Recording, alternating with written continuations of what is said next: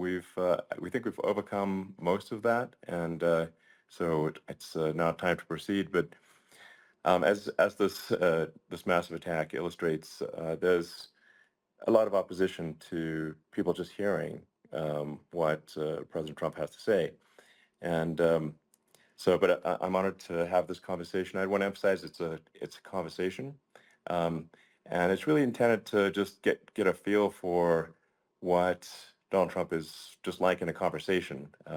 It's hard to catch a vibe about someone if you just don't hear them talk in a normal way. And when there's an adversarial interview, like no one's themselves in an adversarial interview. Um, and this is really aimed at kind of open-minded, independent voters who just trying to make up their mind. Uh, and so you can understand like what is what is it just like to have a conversation. So um, honored Donald, great to speak. We had a great conversation yesterday. As you mentioned yesterday, if we could just record that conversation and post it, it would have been excellent. And I hope we can have something like that today. Well, I think we will. I'm pretty sure we will. And congratulations, because I see you broke every record in the book with so many millions of people, and it's an honor. We view that as an honor. And then you do want silencing of certain voices. Usually those are voices that have something to say that are constructive, oftentimes constructive. And Yeah. so we have to consider it an honor. But congratulations on breaking every record in the book tonight. That's great. Well, thank you. Um, well, maybe we could start off with, the assassination attempt, which was an incredible thing. And I have to say that, your actions after that assassination attempt were inspiring. Um, you, instead of shying away from things, instead of ducking down, um, you were pumping your fist in the air and saying, fight, fight, fight. And I think that's, I mean, the president of the United States represents America, and I think that is America. That is strength under fire, and so that's a big a part of the reason why I was excited to endorse you as the president of the United States for having another term here. Is that was just incredibly inspiring. But I mean, what was it like for you? Not pleasant, I It's have to not be honest. pleasant. I said there was I blood. I mean, had being more shot is blood. not much fun. I didn't know I had that much blood. The doctors later told me that the ear is a place that is a very bloody place if you're going to get hit. But in this case, it was probably the best alternative you could even think about because it went at the right angle, and it was a hard hit. It was very, I guess you would say surreal, but it wasn't surreal. I was telling somebody you have instances like this, or like a lot less than this, where you feel it's a surreal situation, and I never felt that way. I knew immediately that it was a bullet. I knew immediately that it was at the ear, Yeah. and because it hit very hard, but hit the ear. And I also heard people shout, "Bullets, bullets!" Get down, because I moved down pretty nicely, pretty quickly, and we had bullets flying right over my head after I went down. So I'm glad I went down. The bigger miracle was that I was looking in the exact direction of the shooter, and so it hit me at an angle that was far less destructive than any other angle. So that was the miracle. That was Yeah. for those Split people that second. don't believe in God. I think yeah, we got to all start thinking about that. You have to, I'm a believer now. I'm more of a believer, I think, and a lot of people have said that to me. A lot of great people have said that to me, actually. But it was amazing that I happened to be turned just at that perfect Yeah. angle, and all because I put down a chart on immigration that showed that the numbers were so great. I love that chart I even mean, more maybe it's now a than I sign. ever. Maybe Yeah, that's a sign. it's an immigration sign. You But highlighted a serious issue, and yeah, at that moment, that's right. the bullet missed he hit your ear, but missed your head. I mean, Well, you know, the yeah. amazing thing is that the sign, I said, bring down that sign on immigration, and it was literally about an eighth of a second where it would be good, and after that it was going to Yeah. be a disaster, no matter which way you were facing. But it just had that perfect angle, which was Yeah. exactly at this shooter. Very sad situation.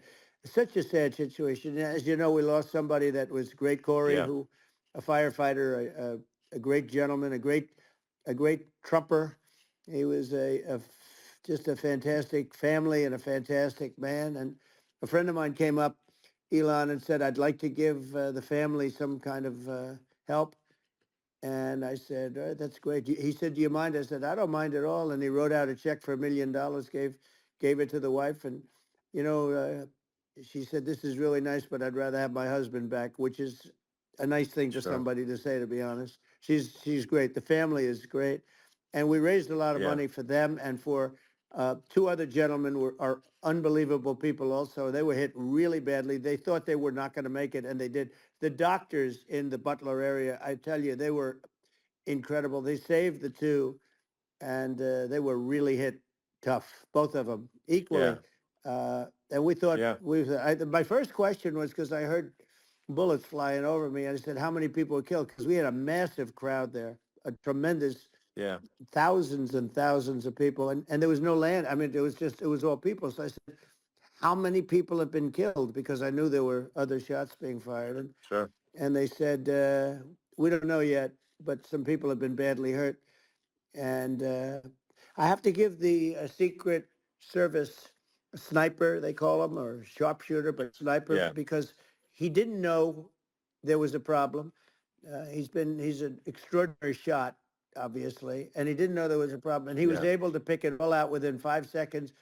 And he used one bullet from very far away, I guess probably about 400 yards. The shooter was 130, but he was on Yeah. he was on the opposite side of the field and the podium, and he saw the smoke and the flame from the gun, immediately recognized it, and immediately took a shot. And it was one perfect shot from very far away. And if he didn't do Yeah. that, Elon, he would have. I mean, if he would have, a lot of people, a lot more people could have been Sure. badly hurt and killed. So Yeah. I have to Absolutely. take my hat off to him because that's also a surreal. You know, he's been with them for 23 years, and Yeah. he's never had anything like this. And all of a sudden, he has to act, and it's a very tough thing to Sure. act and to be shooting somebody. But he saw the gun, saw the smoke, saw the flame from the gun, very far away. I obviously has very good eyes. He's got very good vision, which assume you have Yeah. to have in that particular work. But he took Absolutely. aim very quickly, and it was they say it was approximately 5 seconds from long range, Yeah. one bullet. If that didn't happen, Yeah. because the shooter had a lot of bullets, he had a lot of cartridges up Sure. there with him, so could Well, have been very. I mean, that's clearly, he was very competent in taking that shot to stop the attempted assassination. But I mean, there does seem to be, I mean, some pretty significant failings elsewhere in the system. Like, there's just no way that, like, how on earth does a shooter get on a roof 130 yards away?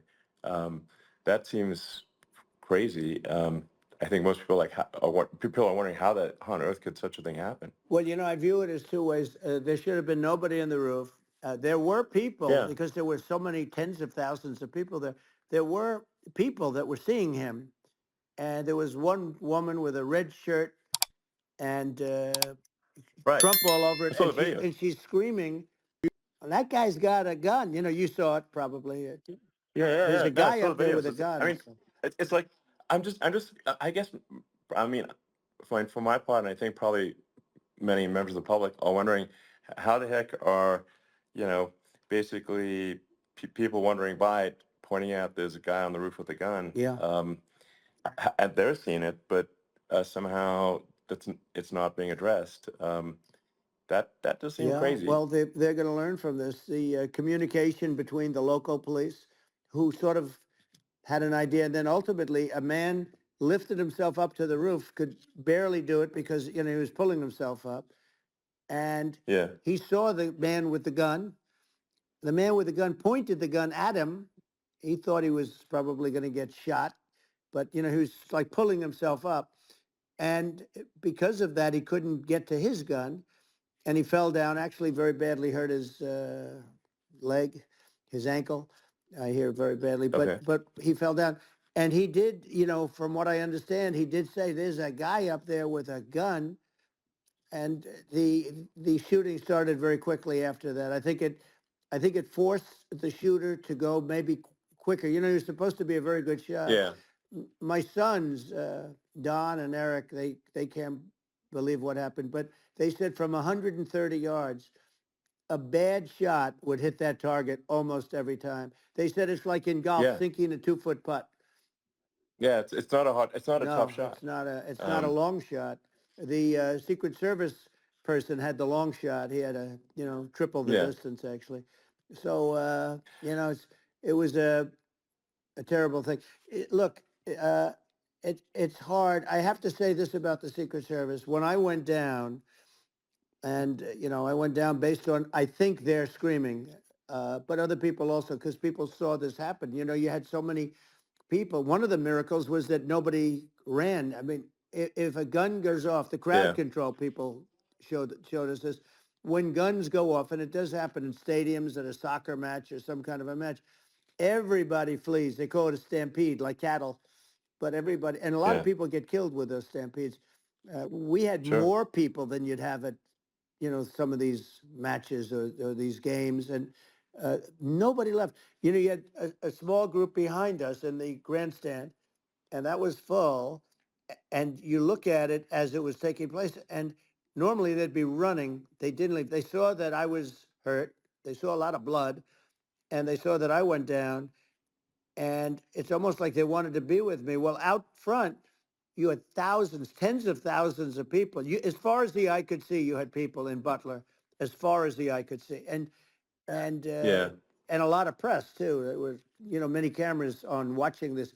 It's what makes it so different, because normally things happen that aren't good, but you never have a picture of it. Here we have all these cameras shooting it, so Yeah. sort of amazing. But one of the interesting things was that you didn't have anybody flee. You didn't have anybody stampede. Sure. Nobody. And there were some people behind me. They stood up and they're looking like, I mean, I'll tell you, Yeah. you Yeah. want to have them in a foxhole with you. I want to meet some of those people, Sure. because Sure. it's so different from what you heard. But so I was down. But the Secret Service Yeah. guys, there were bullets flying right over my head. You could hear them go whizzing, Yeah. and these guys came jumping on top of me, and a young lady, Kate, uh, would jump. They moved so fast, and let me tell you, that took tremendous courage. Now there was a lack of coordination. There was, obviously everybody understands that somebody that building should have been covered, and Yeah, yeah. I mean, that was I the think big that thing. like, I mean, looking at the aerial views, that building would be like the number one spot for a sniper. I mean, it's like the if you were to pick like what is the favorite, what if you so if the goal is to assassinate, what's your favorite spot? That building, the You're roof of right. that building would be number one. That would have been the spot. It's like you can ask for a better No, location. It's like number no, that one. would have been the spot. Um, You know what people think yeah, is when the local policeman, who, by the way, he really he did what he was supposed to do. He couldn't hold on any longer. And then when he got yeah, his head just peeking above, this guy standing there with a gun at his head. And when he fell down, again, hurt his ankle very badly, but he was making the calls. But what happened is the firing took place very soon. So what they yeah, think is that this guy ran to his site, which he had all planned out with the gun. He ran to the site and he started shooting fast. And maybe that's why he sort of missed. I mean, he uh, yeah. But he as you got said, me, he but it would have could have hit. been I mean, a much yeah. bigger problem. But he totally would have hit if you hadn't turned your head. So, like, there was it was a very near It thing. was a So, miracle. If I hadn't um, turned my head, yeah, I would not be talking to you right now. As much as I like you, exactly. I would not. Yeah, I would well, not be talking to you. maybe talking to me from another realm, perhaps. Yeah, that's Um, right. We'd be talking from a so, different place. But it was a very terrible experience. The Butler Hospital, they did such a great job. The doctors were so good. Everybody was so good. There was a mistake. if somebody knew, because people were hearing that, there was just a bad feeling that there was somebody was around. You know that story now. It's been pretty Yeah, well. yeah, And yeah, if somebody could have said, because they've oftentimes said, like there'd be a lightning storm or something, because I've done, I think, over 300. I think I did a lot more than that, but we did a lot. And oftentimes they'll say, sir, could you wait 10 minutes, please? Sir, could you wait 20 minutes? There's a storm overhead or lightning or something, right? And yeah, that happens yeah, often. And this would have been a perfect time for that to have happened, but it yeah. didn't get coordinated. That was the problem. Well, it was your I think your actions in the heat of fire, and like what I found admirable there was that you can't fake bravery under such circumstances. The courage is instinctual or it is not. It's not a rehearsed action. And so I just want to say that I think a lot of people admire your courage under fire there. And Well, yeah, so thank you very yeah, much. I appreciate it. I didn't think of it. I just wanted to get up and I wanted to stand up. I wanted to let people know, I felt I was good when they were on top of me, covering me, actually, very much covering me and very bravely. But I wanted to get up. I said, I want to get up. And they wanted, they have everything there. They wanted stretcher. I didn't like the stretcher. And I knew I was hit in the ear, but I knew I wasn't hit anywhere else. They felt I was hit someplace else yeah, because it was such a lot of blood, and they were sure that I was hit someplace else. And they were saying, "Sir, you were hit in more than the ear." I said, "Nope, I was hit in the ear. I want to get up. Let me get up." And so I got up, and the crowd didn't know what to think. I mean, this was so many people, and you could see they were confused. They didn't know what to think, and I wanted to let them know I was okay. It was very important for me to let them yeah, know that. And they went wild. You've seen the after. They didn't go wild when I yeah, got up because they didn't know, was I alive. You really couldn't tell when I stood up before the hand, before the fist in the air. Uh, they didn't know if I was alive. Nobody did. And when I put the fist up, they were just relieved and happy and thrilled, and the place went crazy. It was pretty amazing. yeah. It was a Well, terrible thing, but it it was was really nice. incredibly moving. Yeah. Um, well, and I mean, speaking of the sort of slide that got you to turn that uh, saved your life, really, was the illegal immigration Right. slide. Maybe this, That's right. maybe this is worth talking about that, It since was. It was. that slide You're saved your right. life, No, basically. the illegal immigration saved my life. You're right, but and I I had to know be at that's that the. exact angle. I mean, that's a great one. Saved by illegal You know immigration, the incredible 100%. thing though, when you talk about the odds, you had to be exactly at that angle. But the Yeah, incredible thing is that the chart I used it less than 20% of the time. It was just a moment. yeah, It's always on my left, never my right, and it's always at the end of the speech. So here yeah, we have it. It's on the right, not the left. It's at the beginning, not the end. And even the people that put it up, they were unprepared, and they did a great job. They got it up immediately, fortunately. But I looked to the right, and the bullet came whizzing by, hitting my ear. So it was amazing. But when you think of the odds of that, and yeah, yeah, that normally you wouldn't use it. Normally I wouldn't have the thing, and then it would yeah, have been a very different story. It's very much, I I say, an act of God. It's a miracle that it happened, and I'm sure. honored by it. I'm honored by it. Well, what what were you about to say about illegal immigration before you were rudely interrupted with a Well, I was bullet? going to say how good the numbers were. By the way, we're going back to Butler, and we're going to go Great. back in October. We're all set up, and the people are fantastic in Butler. It's a great area. Great. These are incredible people. Like the three that, in the case of Corey, killed, and the other two, the families are. I got to know them a little bit, and the families are great. But we're going back to Butler, and I think I'll probably start by saying, as I was saying, As you were prior to saying, being exactly. so So, horribly interrupted. yeah, But yeah. So rudely interrupted by an yeah, assassination so attempt. but no, but the chart, Some people have no manners. Elon, the chart was just a chart that in my last week we had the best. illegal immigration numbers, meaning stopping, it was at the lowest. You've seen the chart; it's become quite a famous Yeah, chart. yeah, But that was the lowest yeah. point ever recorded. It was a really, I mean, I was very proud of those numbers. And then you see what happened with these people, Kamala and Joe. You see what happened. They just let it go. I had remain in Mexico policies. I had all these different policies that was so good. Uh, Guys like Tom Homan and Brandon Judd from Border Patrol. All these are all people that they've been on television. They says the best numbers we've ever had. We had so many different checks, catch and release in Mexico, not the United. We had catch and release in the United States. We had it in Mexico. We had so many things. We had things where if people, many people come in there, they have contagious diseases.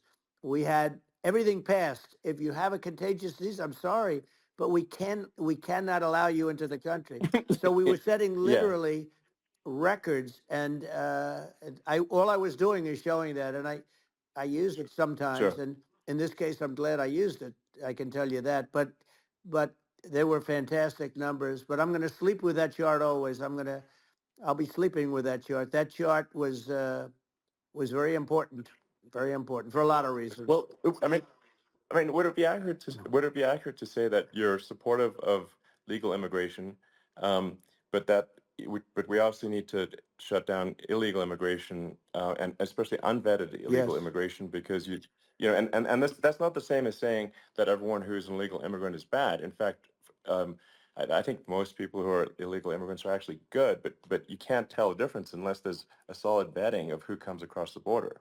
Does that hundred accurately percent. represent your position? I say it Okay. very simply. They have to come in legally. They have to be checked Yeah.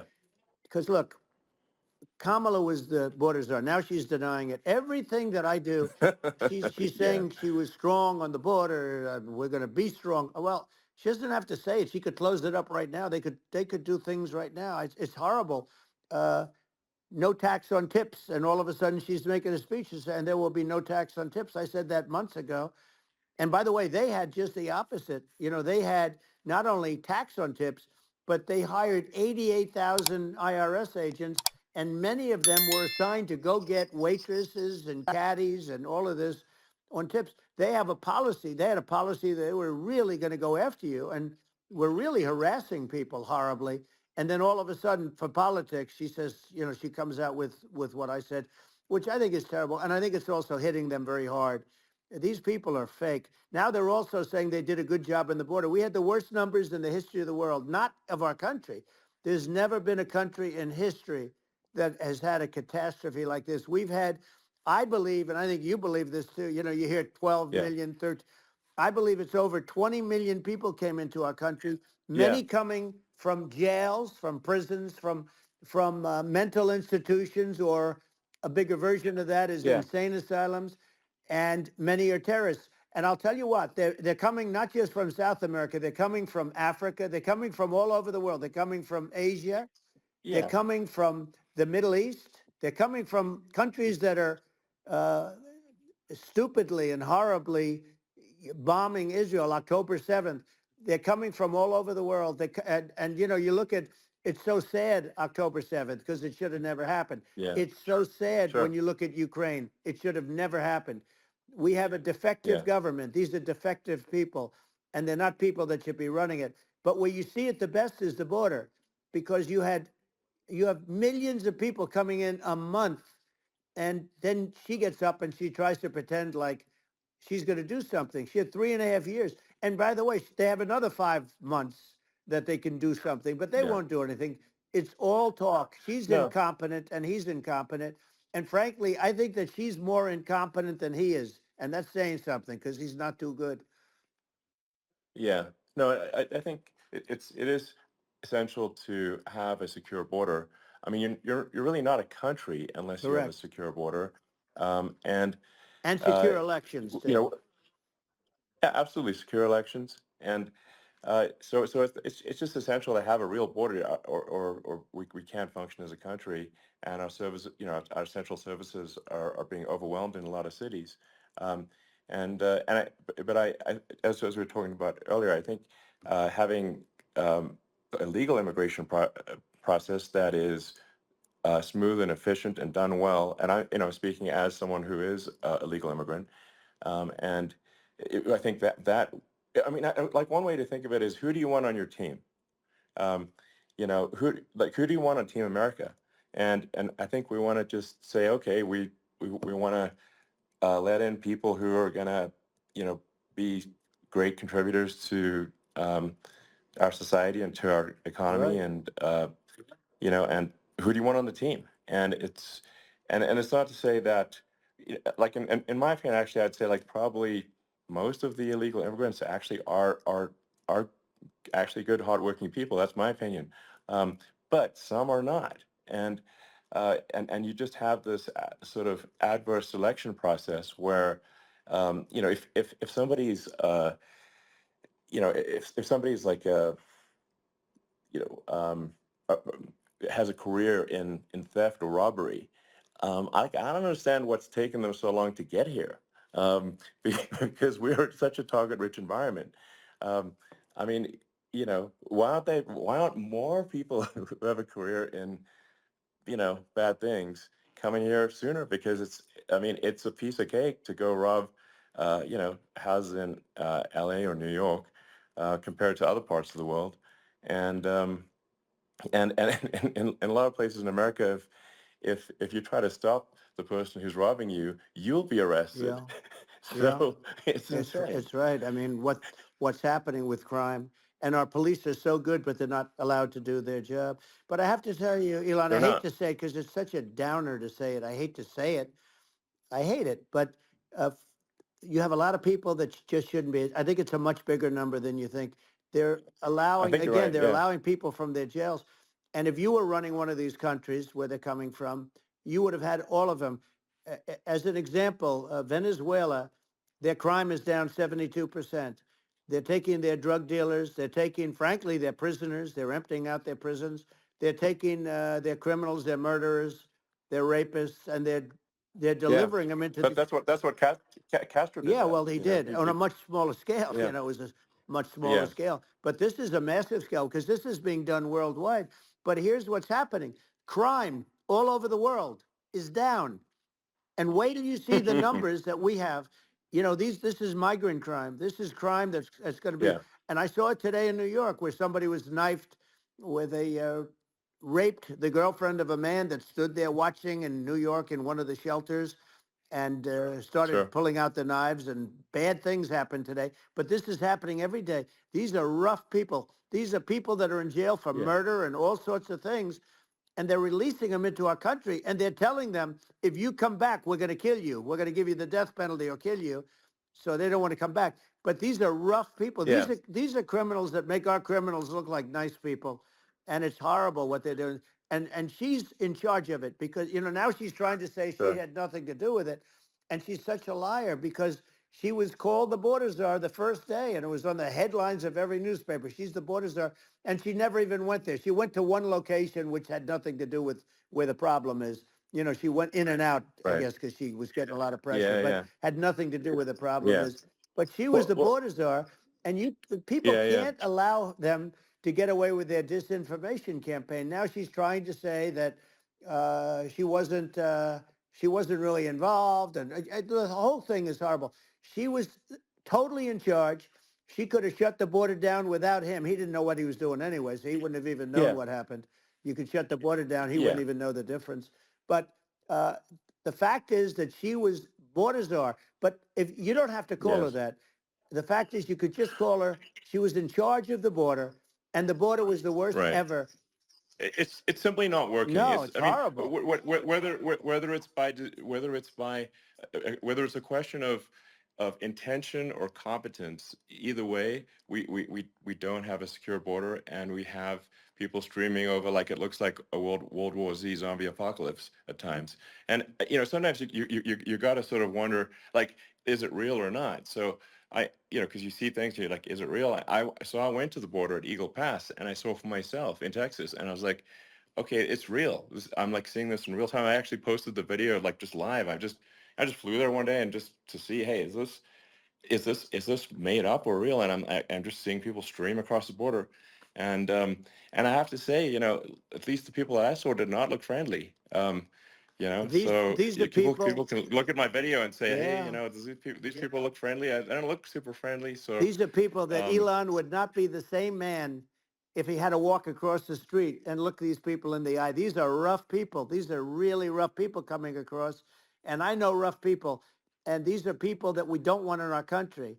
And the caravans are coming in and they're putting and who's doing this are the heads of the countries. And you would be doing yeah, it, and so would I. And everyone would say, oh, what a terrible thing to say. The fact is, it's brilliant for them because they're taking all of their bad people, really bad people. And I hate to say this, the reason the numbers are much bigger than you would think is they're also taking their non-productive people. Now, these aren't people that will kill you.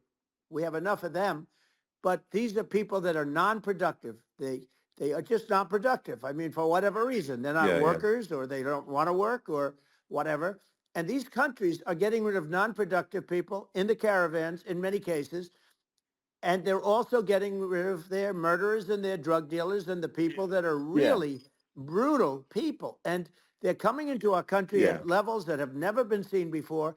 And I saw an ad just before I got on the air. I'm walking over here, and I saw an ad by Kamala saying how she is going to provide border security. Where has she been for 3.5 years? For 3.5 years, yeah. No, no. we have 20 million people This I poured think is in.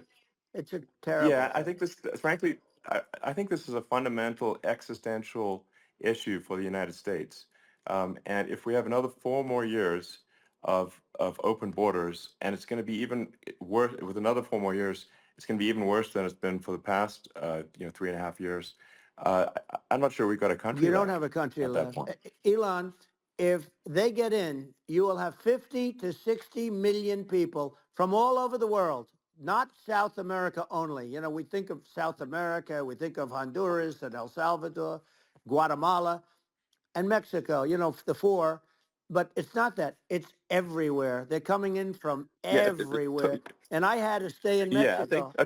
this is a super important Yeah. point. Like people, it's like basically when I went down there, I was like, well, where are people from? It's like almost no one was from Mexico. To be No, clear, Mexico it's less, it's just it's just less it's than just the the others. border. It's just the border with Mexico. But the people coming in, it's Earth, the rest of Earth, and America is only about 4 or 5% of the population of Earth.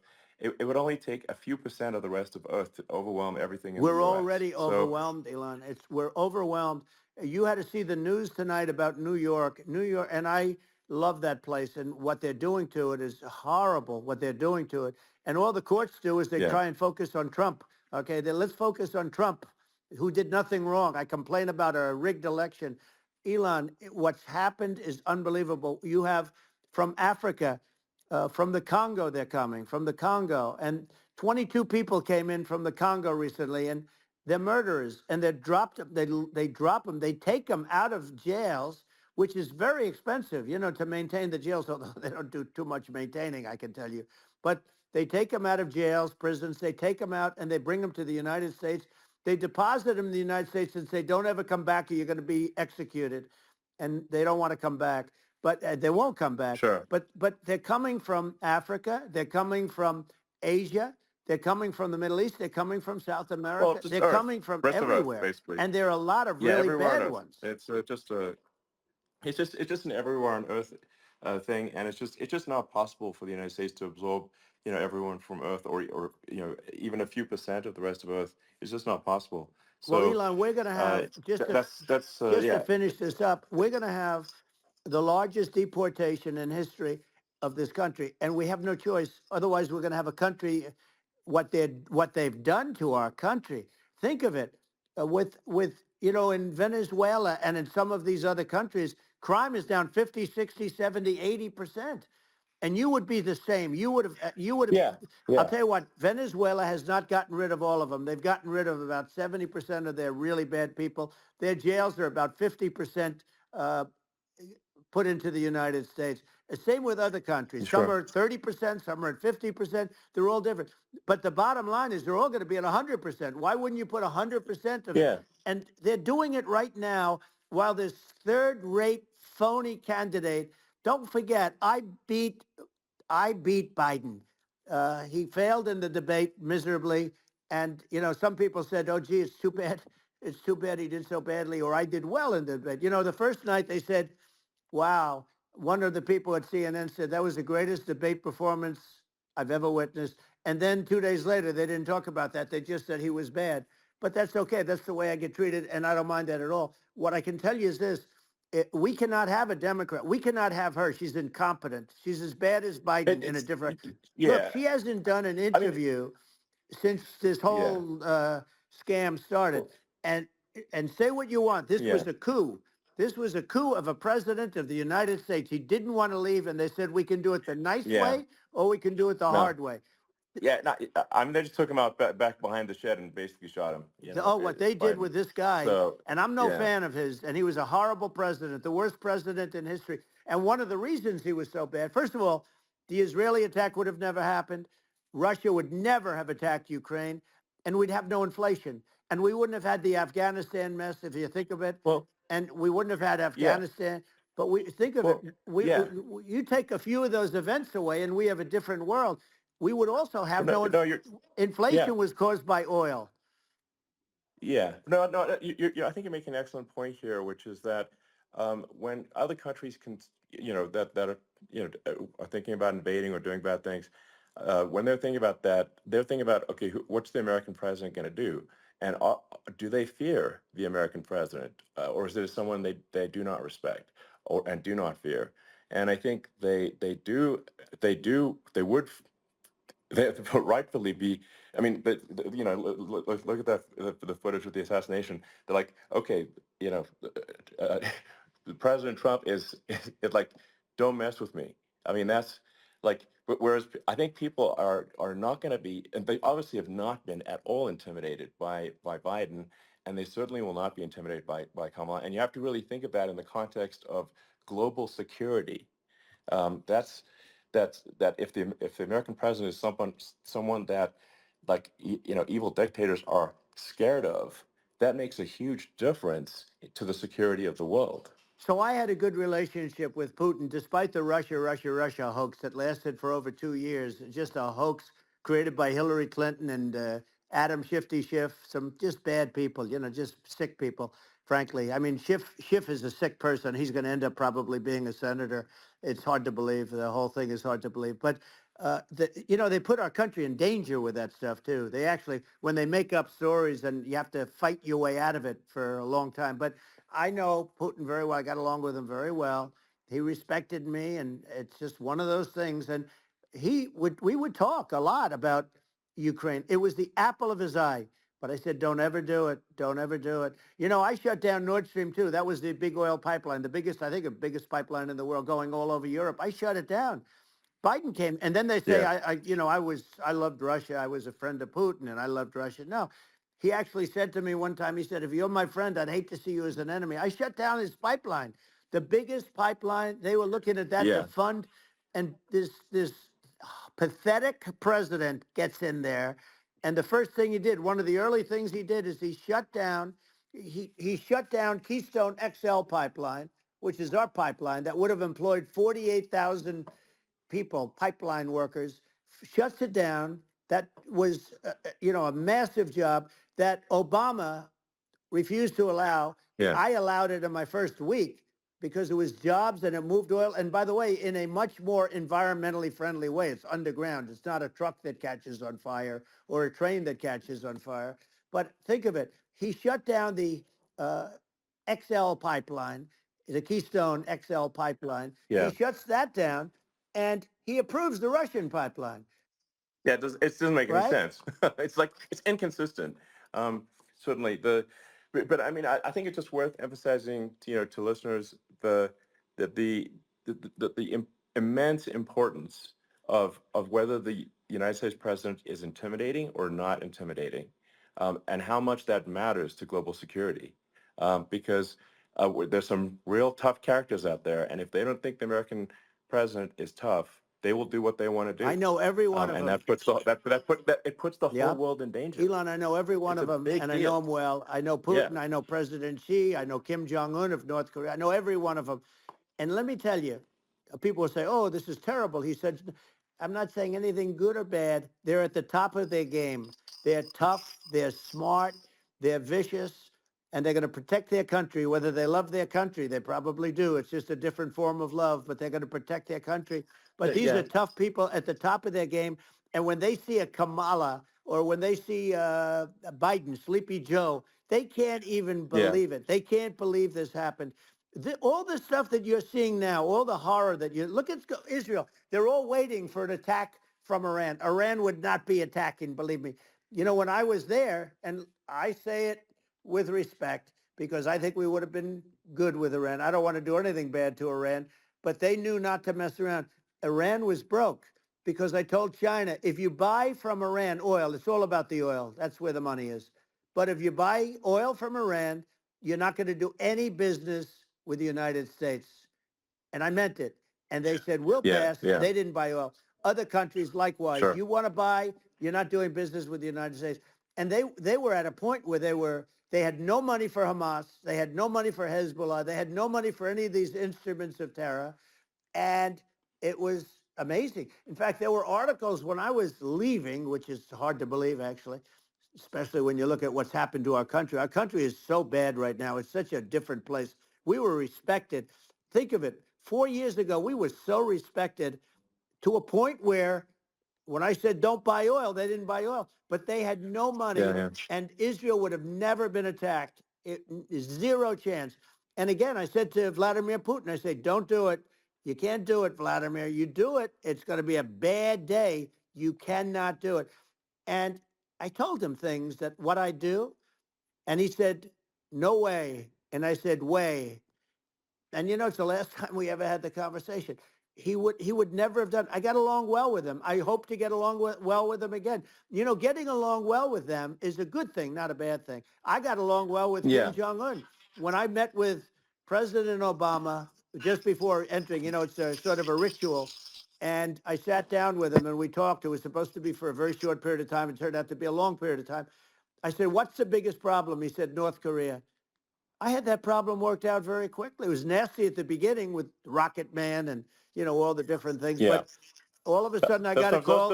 Oh, Those were some epic tweets, by the way. yeah, they Those were were no, like they were epic. absolutely. Everything he said that he has a I- red button on his desk. I said, I have a red button on my desk too, but my red button is much bigger, and my red button works. And then I called him Little yeah. Rocket Man, of Little Rocket Man. Anyway, here's the bottom line. All of a sudden I got a call from him and they said they want to meet. They want to meet me. And we met, Yeah, as you remember, we met in Singapore. We met also in Vietnam. And I got along with them great. We were yeah. in no danger. But Yeah. It's President because Obama thought they we were going to respond. end up in Yeah, a nuclear war with him. And let me tell you, he's yeah. got a It's not lot of true. nuclear Yeah, stuff too. He's exactly. got plenty of nuclear. It's He can do plenty of damage. it's So, yes. I mean, it's because I mean, people like Kim Jong Un, they respond to yeah. strength, not weakness. Well, And he if you and I project had a good strength, relationship. you're good. Remember, I Yeah, remember I met him and we walked onto his land. Nobody ever walked onto his land before. I walked onto. I wouldn't yeah, say. yeah. Let's That bring was up cool. Secret Service again. I wouldn't say they were thrilled when I did that. I walked onto his land, and it was an amazing period. But we were not in danger with him because of me. You know, I always Yeah, say that we have enemies on the outside and we have enemies on the inside. We have some really bad people in our government and people that are and controlling of the people. I mean, I'd mention names, but I really don't want to give them the credit. But we have some really bad, and I say they're more dangerous than Russia and China. If you have a smart president, a president that gets it, we are not in danger from those countries because they need us and they need our help. I mean, we forced Obama, if you think about it, Obama and Biden and Bush to a certain extent, in all fairness, forced Russia and China together. And if you're a history student, the first thing you learn is you cannot let Russia and China align. But then they also got, if you take a look, Iran and they have North Korea. That's, they call it the axis of evil. In the old days, you had the axis of evil. Here we have a modern day axis of evil. These are powerful countries, very heavy nuclear, which is the biggest threat. yeah, You know, the biggest threat is not global warming, where the ocean's going to rise one eighth of an inch over the next 400 years. And you'll have more you'll have more oceanfront property, right? The biggest threat is not that. The biggest threat is nuclear warming because we have five countries Well, now that yeah, have significant nuclear power, and we have to not allow anything to happen with stupid people like Biden. You know, Biden did something with Russia. There was no chance of him ever going in. And when I left, and then after I left, they started forming big armies on the border with Ukraine, right? And I looked at that and I thought he was doing that because Putin's a good negotiator. I thought he was doing that to negotiate. But then Biden started saying such stupid things. For instance, he said that it can be a NATO country. Now, Russia, for as long as there's been NATO, has said we're never going to agree to that. And we go right up front and say that. And we did things and said things through this president with a low IQ, very low IQ. He had a low IQ 30 years ago, by the way, but now he might not even have a IQ at all. There's nothing on the board that goes this low. He said things that were so stupid that war would have been that war had zero chance of happening if I were there. Zero chance. He was saying yeah, everything the opposite. And it's so sad because many more people have been killed in Ukraine than you read about. You don't read about how bloody it is and how disaster. Hey, sure, look, just in the two armies, you lost 500,000 people, and yeah. uh, and No, Ukraine's having a hard time. Ukraine, I don't know if you saw yeah, the article recently, and it's true. You don't hear the true story, but if you think about it, Russia's gone. Russia defeated Germany with us, and they defeated Napoleon. They've been around a long time. They're a big fighting yeah, force, sure, and it's of course, very unfair. And Ukraine now doesn't have enough men. They're now using young men and very old men to fight, and we're in a very bad position. And I'm not going to blame exclusively, but I can tell you I could have stopped that, and a smart president could have stopped that. It wouldn't have happened. But we had a yeah, man that actually made it more prevalent. It was so bad. The words that he was using, the stupid threats coming from a stupid face that he was using. I said, this guy's going to cause us a war. He's going to cause us. And let me tell you, yeah, it can yeah, lead to World War III. That can lead to World War III. The Middle East can lead to. We have numerous places that could end up in a yeah. World War III right now for no reason No, whatsoever. I think you're right. I think people underrate the risk of World War III, and it's just when you're looking at the risk of global thermonuclear warfare, it's game over for humanity, and it's something that people have, I think, after the end of the Cold War, people have become complacent about, but they actually have forgotten that there are currently a lot of nuclear missiles that have targeting parameters for the United States from other 100%. countries. And one of the things And we're going to do is it's we're going to yeah, build an iron dome over us. Israel has it. We're going to have the best iron dome in the world. We need it, and we're going to make it all in the United States. But we're going to have protection because it just takes one maniac to start something. We're going to have protection, and we're going to have. Why shouldn't we have an iron dome? Israel has one. Some other places yeah, have one that nobody even knows about, frankly. But Israel has it. We're going to have an iron dome. But with all of that being said, to me that's so important, the most important. But with all of that being said, the election's coming up, and the people want to hear about the economy and the fact that they absolutely, sure. can't buy groceries because they don't have enough money to buy groceries. The inflation has killed them. Food prices are up 50, 60, even 100% in some cases. And this stupid administration allowed this to happen. And it's a shame. And that's the thing that people most care about, in my opinion. They care about the border a lot. And we discuss the border at great length. It's nice to have a Yeah, yeah. forum like this where I can discuss something at length. And by the way, you think Biden could do this interview? Do you think that Kamala could do this interview? They would take a pass on No, they you. could not. So they don't need Elon. They don't need Elon screaming out questions. It's pretty sad when you think that somebody that does this for a living can't answer a question or is afraid to do an interview. And in her case, with a very friendly interview, she's got all friendly interviewers. It's pretty sad. Yes, But the absolutely. big thing now is the Well, economy, Elon. yeah, And as much as yeah, I mean, I view nuclear as the single most important thing, but a lot of people don't. A lot of people don't understand that. But it doesn't have to. If I understand it, that's all you need. Because if I was president, you're not going to have that kind of a problem. But the thing that they really is making them angry is what Kamala and Biden have allowed to happen to the economy. It's a disaster with inflation. The inflation, it Yeah. doesn't matter what you make. The inflation is eating you alive. If you're a worker or if you're just a middle income person, you can't afford. 4 years ago, 5 years ago, people were saving a lot of money. Today, they're using Yeah. all their money and borrowing money just to live. It's a horrible thing Right. that's happening, and we'll end that Well, I think quickly. a lot of yeah, a lot of people just don't understand where inflation comes from. Inflation comes from government overspending because the checks never bounce when it's written by the government. So if the government spends far more than it brings in, that increases the money supply, and if the money supply increases faster than the rate of goods and services, That's right. that's inflation. Um, so really, we need to have we need to reduce our government spending, and we need to re-examine. I think we need like a government efficiency commission to say like, hey, where are we spending money that's sensible? Where is it not Right. sensible?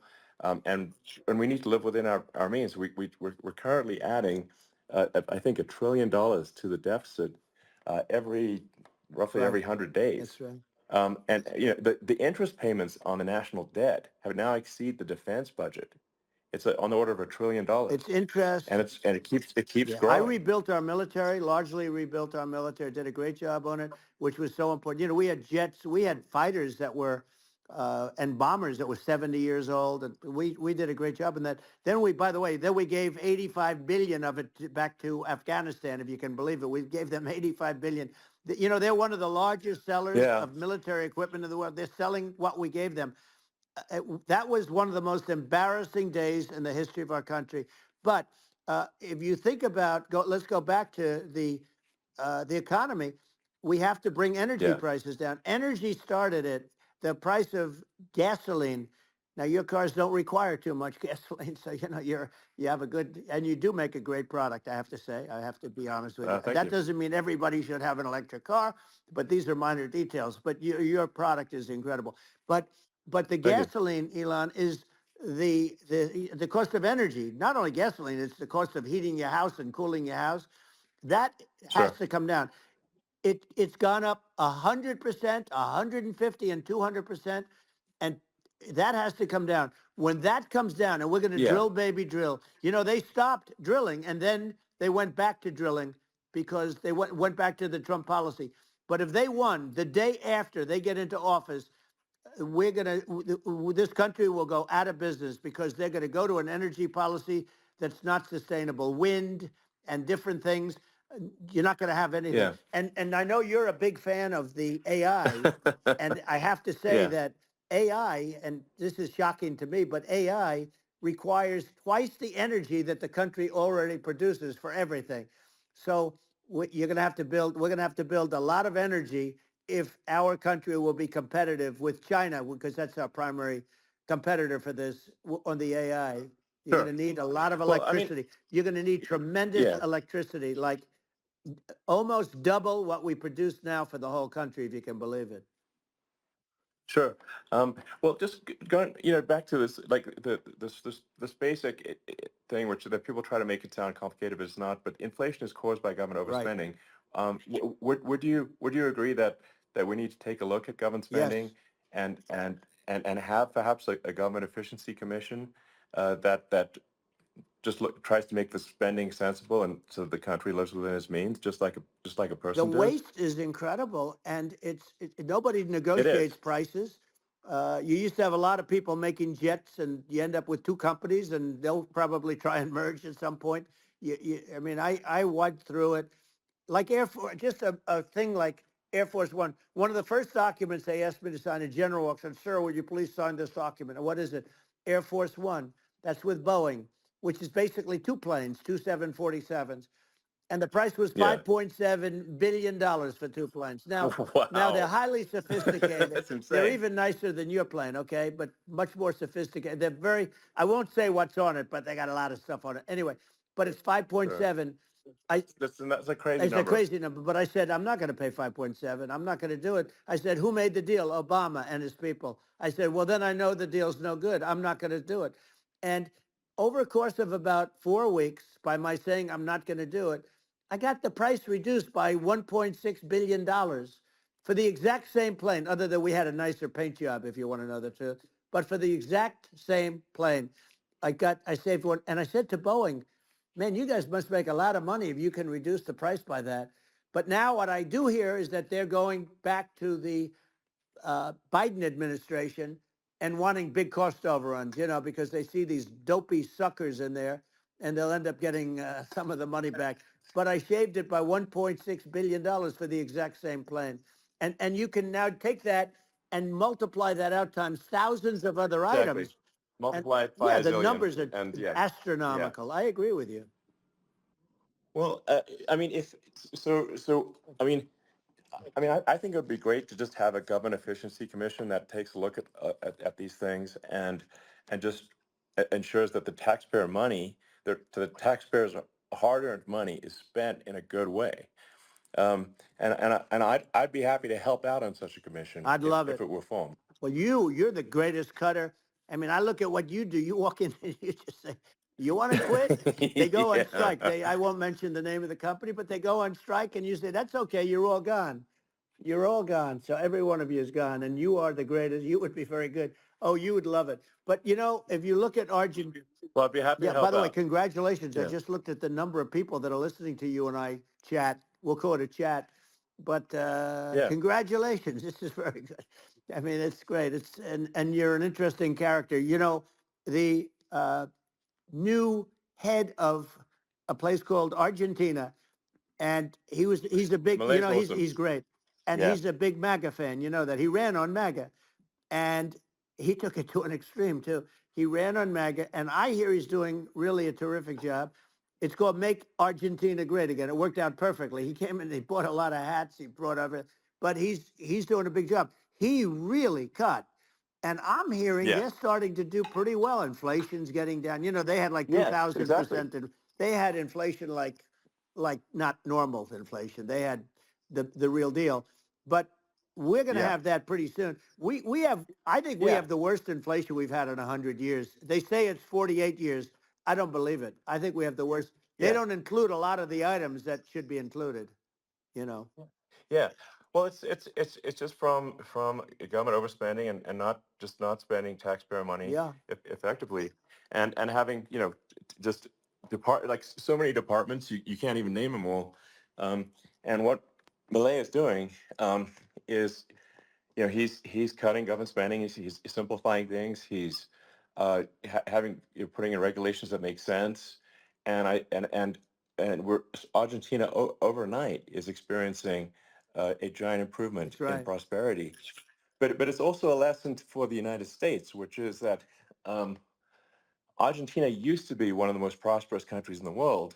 Um, Right. in the like in the 30s, 40s, and because of bad government policy, it ruined the country.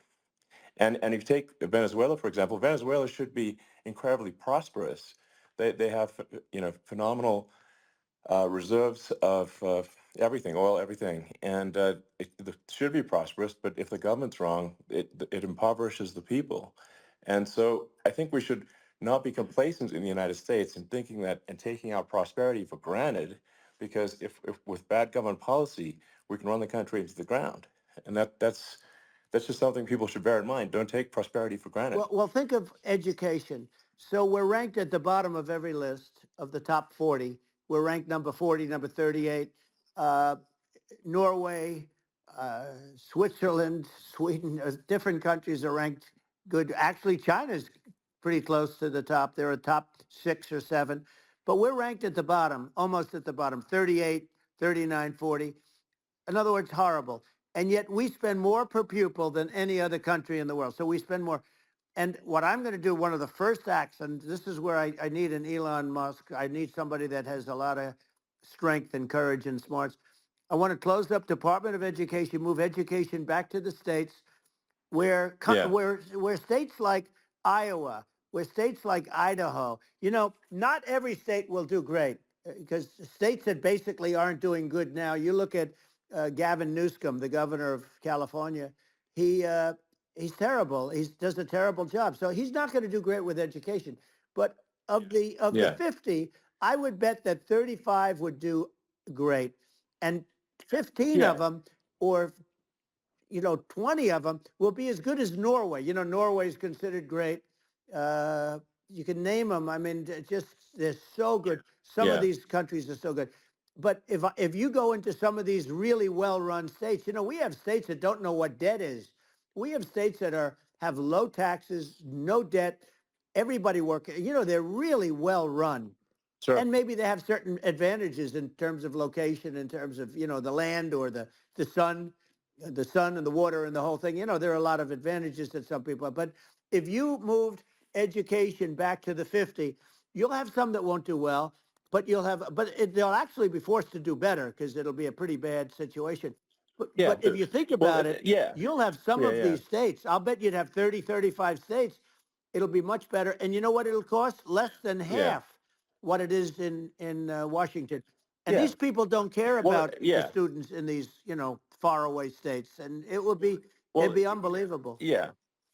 I think you're making a good point in that if the states if each individual if each state has to compete against other states, then people will That's naturally right. move to states where it's better. Well, like Um, California, as we said, it's a badly run state.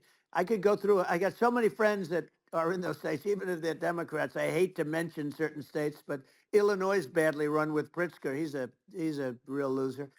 yeah, But some of these places are just badly run. But it's almost going to force them to run better, and they won't do a good at initially. But you're not going to do worse than you're doing right now. And I would say that yeah, the cost, you would cut your cost by 50 or 60%. And you'd have a little yeah, yeah. monitor. You want to make sure they're teaching English as an example. Give us a Yeah. little English, right? Sure, yeah. Right? No, but I mean, to what? Some of these governors are doing so badly. I mean, they got so many people moving out of their state. They should get U-Haul Salesman of the Year award because they're driving so much U-Haul It's sales. actually It's just amazing. people moving out. Isn't it amazing to you as a businessman that they can even survive? Like Illinois, so many people are leaving, and you wonder, how do they survive? I mean, how do they survive? Uh, I saw where you left California and you moved to Texas. Texas does a great job. But, I Yeah, mean, I just wonder, how do these states survive when big businesses, a big oil company just left California, as you know, and they moved to Texas. How do these big states survive when they lose so many businesses and their taxes are already really high? The taxes are among the highest yeah. taxes. You almost wonder, how do they continue on? And in many cases, the governors don't do a good job in their crime-ridden places. You wonder, how do they continue to just go on? It's Well, I, not a I good think I think there's. situation. I mean, I think the only thing that's going to force some of these states to change is if they risk bankruptcy and they're not getting bailed out by the federal Right, government. right. Well, you're That's gonna that's you're the gonna only thing have that's going to that. get them to change. You remember the Yeah, area in California where they had that, where I guess somebody had sticky fingers and they stole a lot of money, and they went into a form of chapter, and it was very yeah, nasty yeah. for a period of time. But now it's probably the most popular place in all of California. So at some point, something like that may have to happen. But the problem is, you can't penalize people that loan money to the state when you have incompetent people like a Pritzker. Look, the family didn't want him in the family business, and then he ends up being governor of Illinois. So what is he going to be? Is he going to be a great governor? And you have people. I could name every one of them. I got to know every one of Yep. these, and some are very good, and some are just horrible. Well, I think that I mean the larger point here, too, as you're saying, like a lot of people are concerned about the economy, a lot of people are concerned about inflation, and inflation is effectively a tax on people that save money Yeah, and for people that are working day to day, it's just a form of taxation, and if we can solve the government spending problem, we'll solve the inflation problem, which means people will have a better standard of living, and yeah. that's a really big Well, the deal. people that got hurt Um, worst are the people that did it the way they were taught to do it all through, their younger life and their young life and their whole life. The people that saved money and then they got no interest on their money and inflation destroyed them. And frankly, they were almost better off if they didn't do anything like that. I mean, those people have been absolutely decimated, and we're going to bring those people back and help those people. We've got to get the prices down. When I look at bacon costing 4 or 5 times more than it did a few years ago, Sure. when you look at some of the food products in grocery stores, people go, they can't believe it. They used to be able to buy a whole cart, and today, a lot of people just don't have the money. They go in and they can't buy anything. They look at Yeah. it's It's sticker I shock. think They it. call it Yeah. sticker shock, right? I think it really just comes, like I said, I think it just comes down to really, I guess, two things, which is that if you solve government overspending, you solve inflation, which improves living Right. standards of the average person, and then if you deregulate, like have sensible regulations, so because a lot of the regulations are nonsensical and cause the cost to be extreme for no reason, but unless you've got effective deregulation. Like Reagan did a great job on deregulation in the 80s, but it's been 40 years since we had That's right. anyone really. I mean, during your administration, we made some progress, but I think uh, there's an opportunity to make, I think, radical progress with sensible regulation. Yeah. And Well, if those Elon, we those two things, yeah, those are the big yeah, deals. we set a record. We did more deregulation and more restrictions on all of the different businesses than any other president. Remember, I had the rule for everyone we put in, you have to get rid of 10 or 12. And we did Yeah, radical cuts on all of that. And a lot of that's being put back by this administration. And we did radical cuts on things that weren't necessary. But we were all set. We had the best economy ever maybe in the world. And then what happened is COVID came in, and we had to focus on that, and nobody knew what it was. And I always say I got good marks on economy, good marks on military. We knocked out ISIS. We did so many different things. We rebuilt. But, I never got the credit that we really deserved on what we did with COVID. We never got the credit. But if had that not happened, a gift from China, from Wuhan, came in from Wuhan, the Wuhan labs, and I always said it, and it turned out to be right. But yeah, had that not happened, we were set to start reducing debt. We were going to reduce taxes further. I gave the largest tax cuts, and we were going to reduce taxes still further for middle income people, not only businesses. But we did it for sure, businesses because they're the ones that's why we had the great job numbers.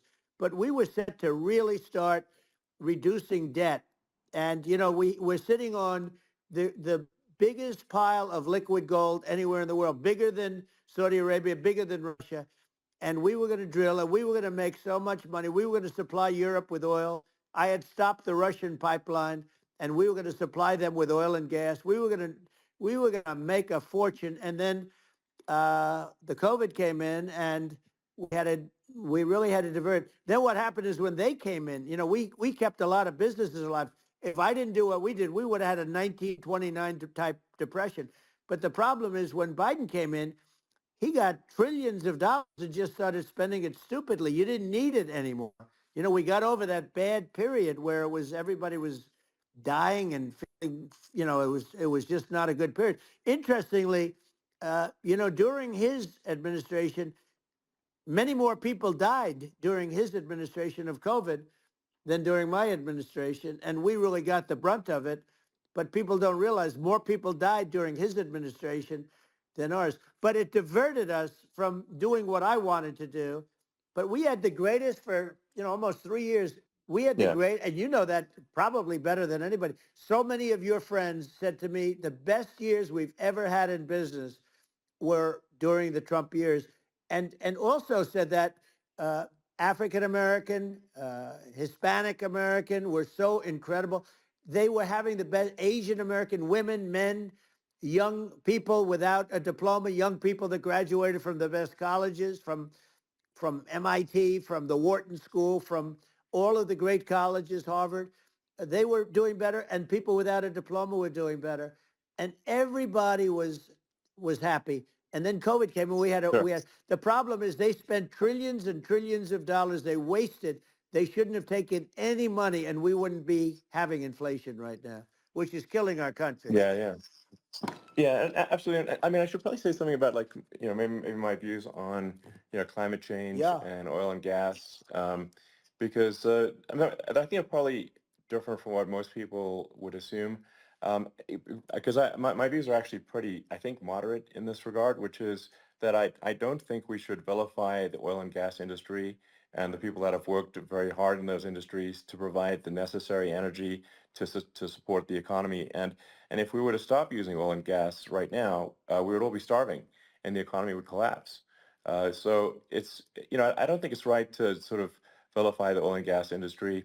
And I, the world has a certain demand for oil and gas, and it's probably better if the United States provides that than some other Sure. countries, and it would help with prosperity in the U.S. And at the same time, obviously, my view is like we do over time want to move to a sustainable energy economy because eventually you do run out of. I mean, you run out of oil and gas. It's not there for. It's not infinite. Um, and there is some risk. I think the risk is not as high as a lot of people say it is with respect to global warming. But I think if you just keep increasing the parts per million in the atmosphere long enough, eventually it actually simply gets uncomfortable to breathe. People don't realize this. If you go past 1,000 parts per million of CO2, you start getting headaches and nausea. And so we're now in the sort of 400 range. We're adding, I think, about roughly 2 parts per million per year. So I mean, it still gives us.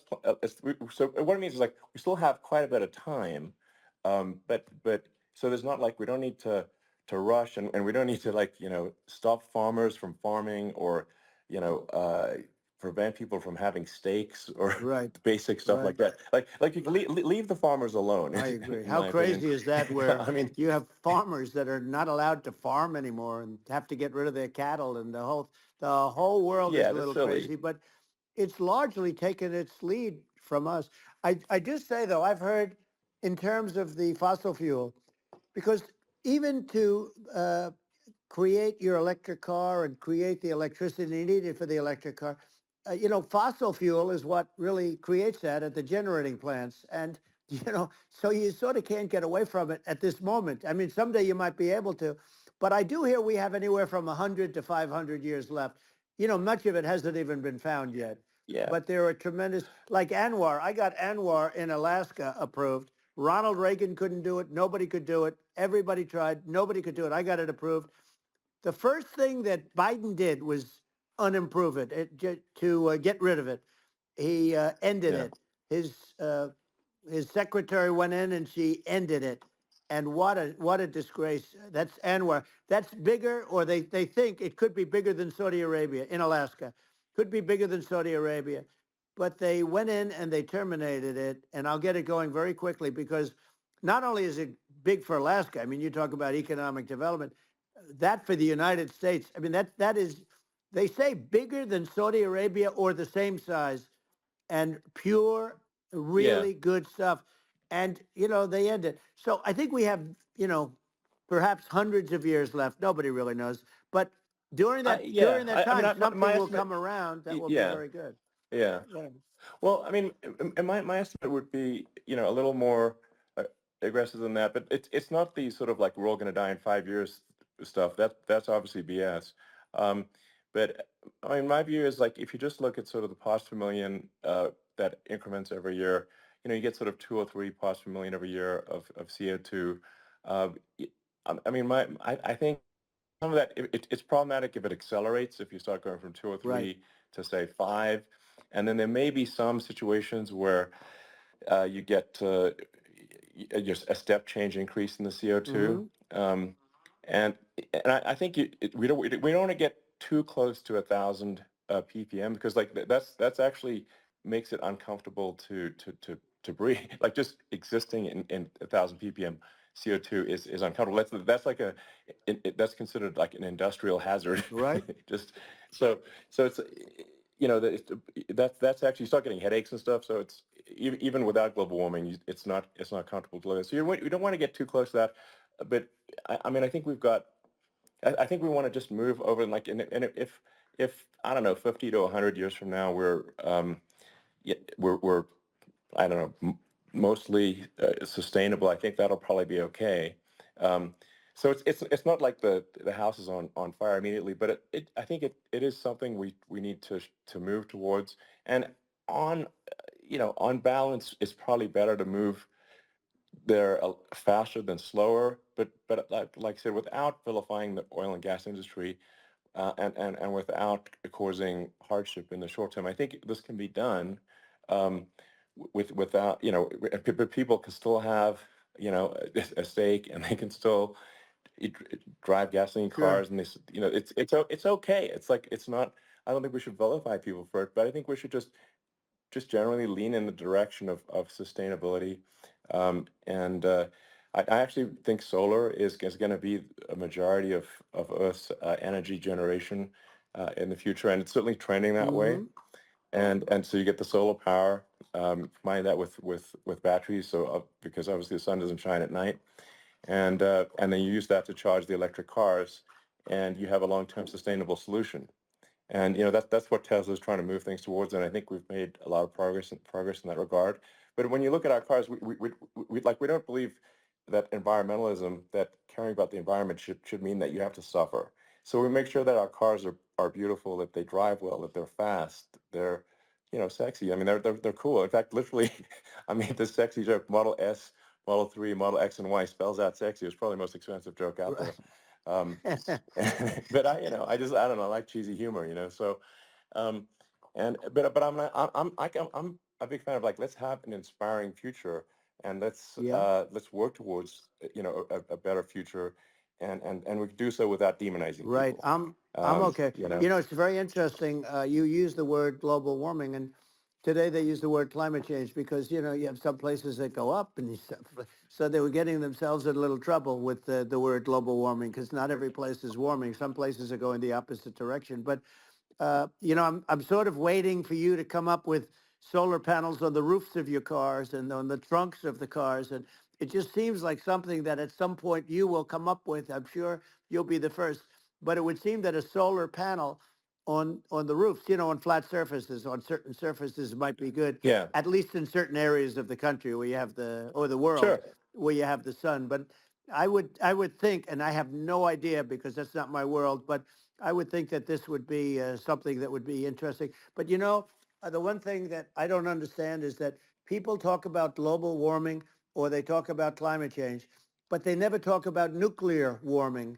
And to me, sure, that's an immediate problem because you have, as I said, 5 countries where you have major nuclear, and probably some others are getting there, and that's very dangerous. That's where you need a strong American president because you don't want to have this proliferation. But you have 5 countries and getting more. China is much less than us right now, but they're going to catch us sooner than people think. They're way lower. Russia and us are number one, and I mean, we're sort of tied.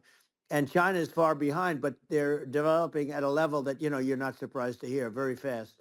They'll end up catching up, maybe even yeah, surpassing. But to me, the biggest yeah, problem is not climate change. It's not, and everything's a problem, but it's degrees. To me, the big problem is the nuclear power. The power of nuclear is so great. And when I talk yeah. about Nuclear power is underrated. It's I'll awesome. prevent World War Yeah. III, Oh, I will. But the okay. truth is that you have to because this is no longer army tanks going back and forth and shooting at each other. This is Yeah. a level of destruction and power that nobody's ever seen before. Yeah, and actually, there's the bad side of nuclear, which is a nuclear war, very bad side. But there's also, I think, nuclear electricity generation is Absolutely, you're underrated, right. and it's actually, people have this fear of nuclear electricity generation, but it's actually one of the safest forms of electricity generation. It's just a huge misunderstanding. Um, and if you look at the injuries and deaths, caused by, say, I mean, I'm not going to try to pick on coal mining, but just any kind of mining Right. operation, and there's a certain number of injuries and deaths per year. And you compare that to nuclear. Nuclear is actually way better. So it's underrated as an electricity source, and I think it's something that's worth reconsidering. But there's so much regulation that people can't get it done. So that Maybe they'll have sort to of change the have it, name. The name is just, it's a rough name. There are some areas yeah, it's a rough like when name. you see what happened in, Good bad right, branding. The we'll have to branding's rough. rebrand it. We'll have to give it a good name. We'll name it after you or something. You know, um, No, no, I it don't has think a, so. hey, it has a branding problem. When you see what happened It does have a branding problem. when you see what happened in Japan where they say you won't be able to go on the land for about 3,000 years. Did you ever see that? And in Russia, where they had the problem, where they, there's a lot of bad things happened, and they have a problem. And they say that in 2,000 years, people will start to occupy the land again.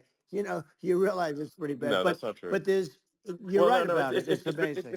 it's actually not that bad. So like after Fukushima happened in Japan, like people were asking me in California, are we worried about like a nuclear cloud coming from Japan? I'm like, no, that's crazy. It's actually it's not even dangerous in Fukushima. I actually flew there and ate locally grown vegetables on TV to prove it. Um, and and I donated a solar water treatment, a solar powered system for a water treatment plant, and Yeah, but you haven't because the been danger feeling is so just well lately, and I'm worried about no, it. no, but I mean, I'm it's just only kidding. it's I'm only fine, kidding. it's like Hiroshima and Nagasaki were bombed, but now they're like full cities again. So Right. it's Well, that's clearly great. not That's great. something that That's um, great. so it's not as scary as people think, basically. But Yeah. um, let's see. I mean, are there some other topics we should touch on?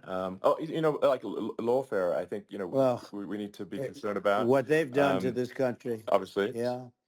yeah. Well, we just won the big I mean, case in Florida. This was a Biden administration did something that's never been done in this country, and that's go after their political opponent, me, with this nonsense and just nonsense. And the big case in Florida we won, but they always pick a judge and a jury, and they use local DAs, they use the local uh, attorney generals like Fani, Fani, spelled yeah, Fani, Fani, and it's yeah, all a big hoax, and it's all run from there. Like in Manhattan, the one of the top people from the Justice Department went in, ran Manhattan, ran the state. The Letitia James deal was run by a person from the Department of Justice, Biden. They've never done this before, sure, and they set up a very bad precedent. It's called lawfare, warfare. yeah, It's a terrible thing, and never happened in our country. It does happen in banana republics and third world countries, but it's never yeah, happened. And the incredible thing is it actually drove my numbers up because people see, fortunately I have a platform like you or, in all fairness, like a conversation like this where I can talk about it and people understand. I mean, you fight for election integrity and you end up getting indicted because you're fighting for election integrity. And when the day comes that you can't fight for election integrity, you don't have a country anymore.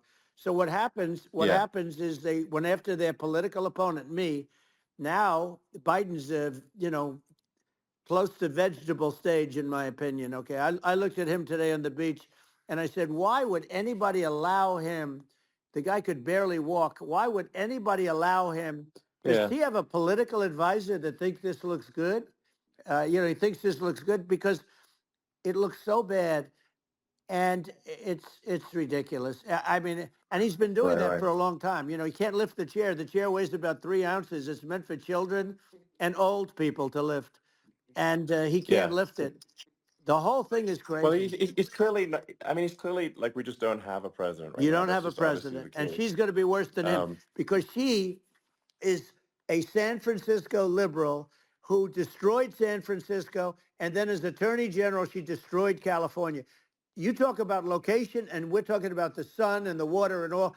There's nothing better than California. She has destroyed that. She was the original DA. She was the original in San Francisco. She was the original Attorney General in California. What she has done to California is, well, you know better than I do. You just left California for a lot of those reasons. And what she's done with crime, with cashless bail, where you kill somebody. I mean, we have states there you kill somebody and they let you out right away. I mean, you don't have to even put up, and then they never find the people unless they kill again, and then they let them out again. Our yeah. country is becoming a very dangerous place. And she is a radical left San Francisco liberal. And now she's trying to protect. Now she's looking like she wants to be more Trump than Trump, if that's possible. I don't think it's possible, but she wants to be more Trump than Well, Trump. yeah. I want a wall. I I want, think that's she yeah, wants to release all the yeah. prisoners that are in detention, and some of these guys are really bad. Right. That just came Yeah, I out just saw today. that. She Yeah. doesn't want to build the wall, even though the walls work. Walls and wheels. In your business, everything you do is obsolete, almost, well, not the tunnels, but everything is obsolete. Even your rocket ships. like a month later, they're obsolete. You find a better way to. The only thing that's not obsolete is a wall and a wheel. And the wall, I built hundreds of miles of wall, and that's why we had such good numbers. I was going to add Yeah. 200 miles. We bought it. We could have flipped it up in 3 weeks, and they sold it for 5 cents on the dollar. That meant I said, wow, that means that they actually do want to have open borders. She wants to have open borders, and now she's going like she's tough on the border. It's such a lie. Yeah. This is simply not true. Yeah, This is simply not no, and true. everybody Yeah. knows It's it's simply not not true. true. It's a disgrace that she can Yeah. say it. No, I mean, obviously, what's happening sort of overnight is they're rewriting history and making Kamala sound like a moderate when in fact she is far left, like far Worse left. than Bernie Um, Sanders. She is considered more yeah, liberal by far than Bernie Sanders. She's a radical left lunatic, and if she's going to be our president, very quickly, you're not going to have a country anymore. And she'll go back to all of yeah, the things that she believes in. She believes in defunding the police. She believes in no fracking, zero. Now all of a yeah, sudden she's yeah, saying, no, I will. I really want to see fracking. If they got in, the day she got in, she'll end fracking. And by the way, if people didn't think that, the lunatics that really believe in that, uh, they won't vote for her. Like like the yeah, Palestinians and Israel. She is so anti-Israel, and she's bad for both. Biden actually did something that was impossible. Both sides hate him. Both sides. That was a hard yeah. thing to do. Unification. Yeah, no, no. I mean, Netanyahu came to give a talk to a joint Senate and House sitting, and I was there, and Kamala stood him up. What does that say? I think Um, it's highly that's disrespectful. And I say, if you're a Jewish person or if you believe in Israel, if you're a person that, is a very pro-Israel, if you vote for her, it's worse than Biden. And Biden was bad. But if you vote for her, you ought to have your head examined. And you see tonight, I mean, as we're doing this, I'm seeing reports coming that they expect an attack tonight or tomorrow from hundreds and maybe thousands of rockets.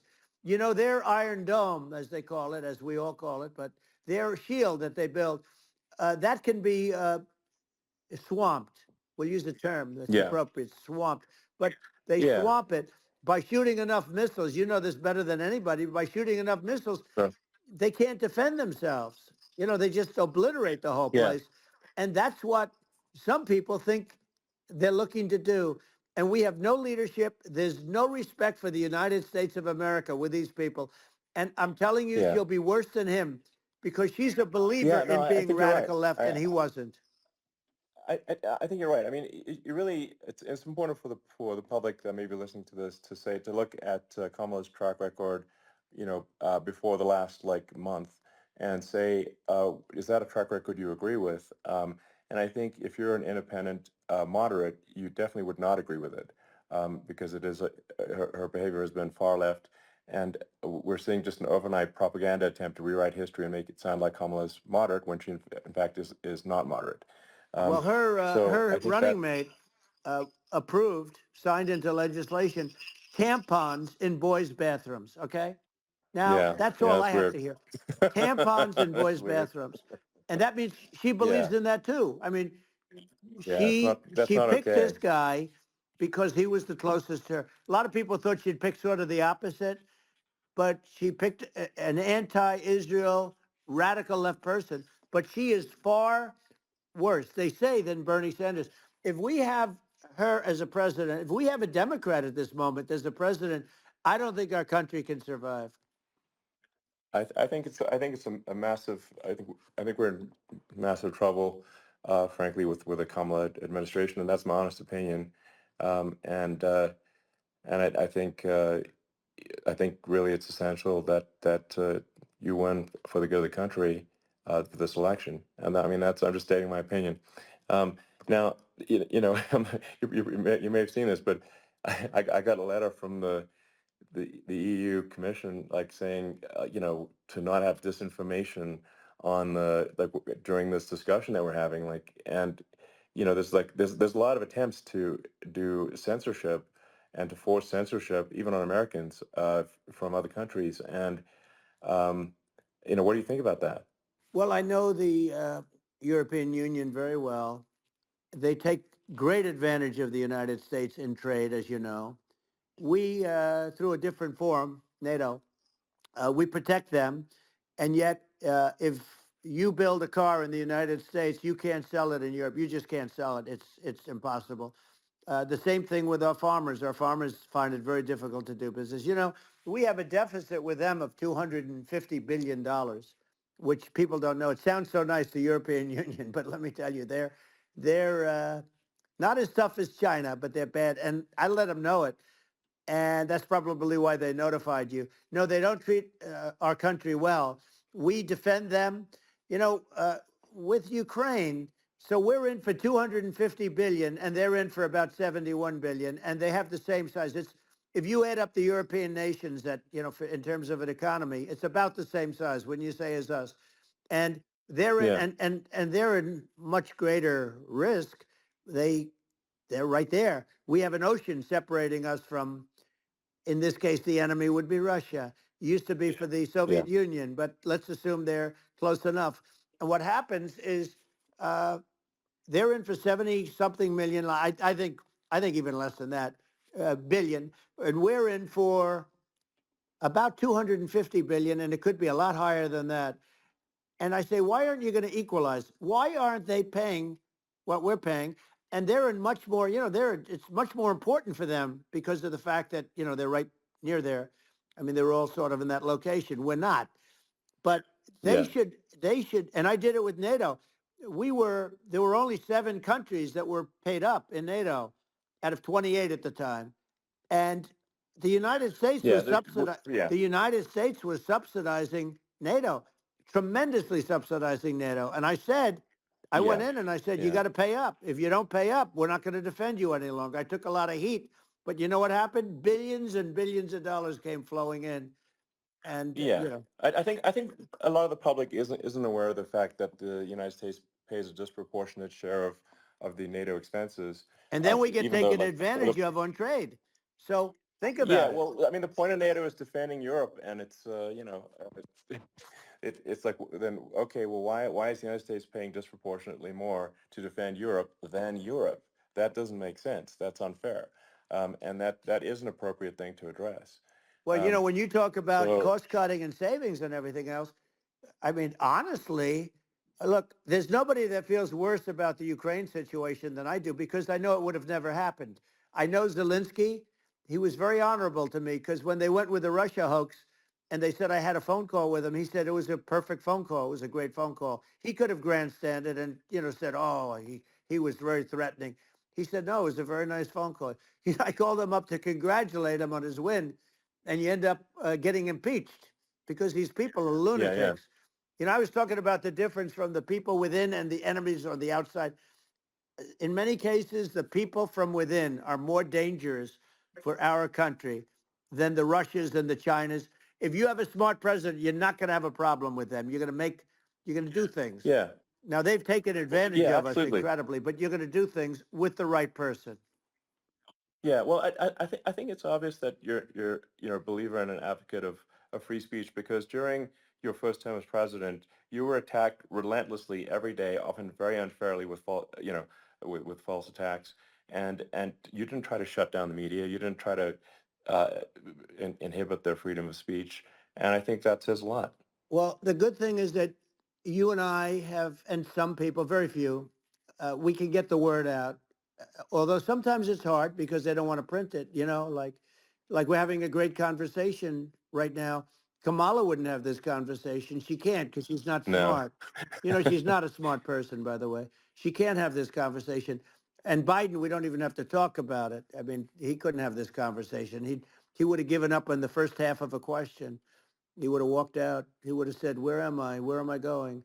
So anyway, but Yeah, no, he wouldn't have this. that's true. Not a lot of people would have this conversation, but we cover a lot of territory. But the beauty is that we can have a conversation, and Yes, you I'm can actually able have a to get it out conversation. without because I get treated This is a unfairly this by is the a really press. big point. You can actually have a conversation with you, Yeah, it's nice, isn't it? and you can't have a conversation with Biden or Kamala. It's like not it's not possible. That's true. Um, It's so this is like talking to an NPC. no. So it's just Well, impossible. but think of it. We need a man or person who's unbelievably sharp in order to stop all the nuclear danger and all the dangers that I'm talking about. And I got along with all these. You know, I got along with Kim Jong Un. We had dinner, we had everything, and he really liked me, and I got along with him really well. By the way, he's the absolute boss over there. You know, a lot of people said, "Oh, do you think he really?" Let That's for Let me sure. tell you, I saw things that you don't want to know about. He is the boss. But you know, we had a good relationship, and he doesn't like Biden. He considers him a stupid man. He said he's a stupid man. Well, at least he speaks his mind. But you know, in this country, you're not sort of allowed to say it, but I guess you are. You should be allowed to say it if Yeah, it's true. But we need smart people, and we need people that have an ability to lead. And she doesn't have that ability. Can you imagine? Now you know yeah. Chairman Xi very well. Can you imagine her and him negotiating, or No, it's even silly. It would be standing silly. together? It is the whole concept Yeah, is ridiculous. She is terrible. She's terrible. But she's getting a free ride. I it saw a would. picture of her Yeah, yeah, on Time Magazine today. She looks like the most beautiful actress ever to live. It was a drawing, and yeah, actually, yeah. she looked very much like our great first lady, Melania. She looked, she looked, didn't look, Yeah. she didn't look like Camilla. That's right. But of course, she's a beautiful woman, so we'll leave it at that, right? Yeah, well, maybe like I think part of what people in America want to, people in America want to feel excited and inspired about the future. They want to feel like the It's future is true. going to be better than the past, and that America is going to do things that are greater than we've done in the past, reach Right. new heights that make you proud to be an American, and excited about the future.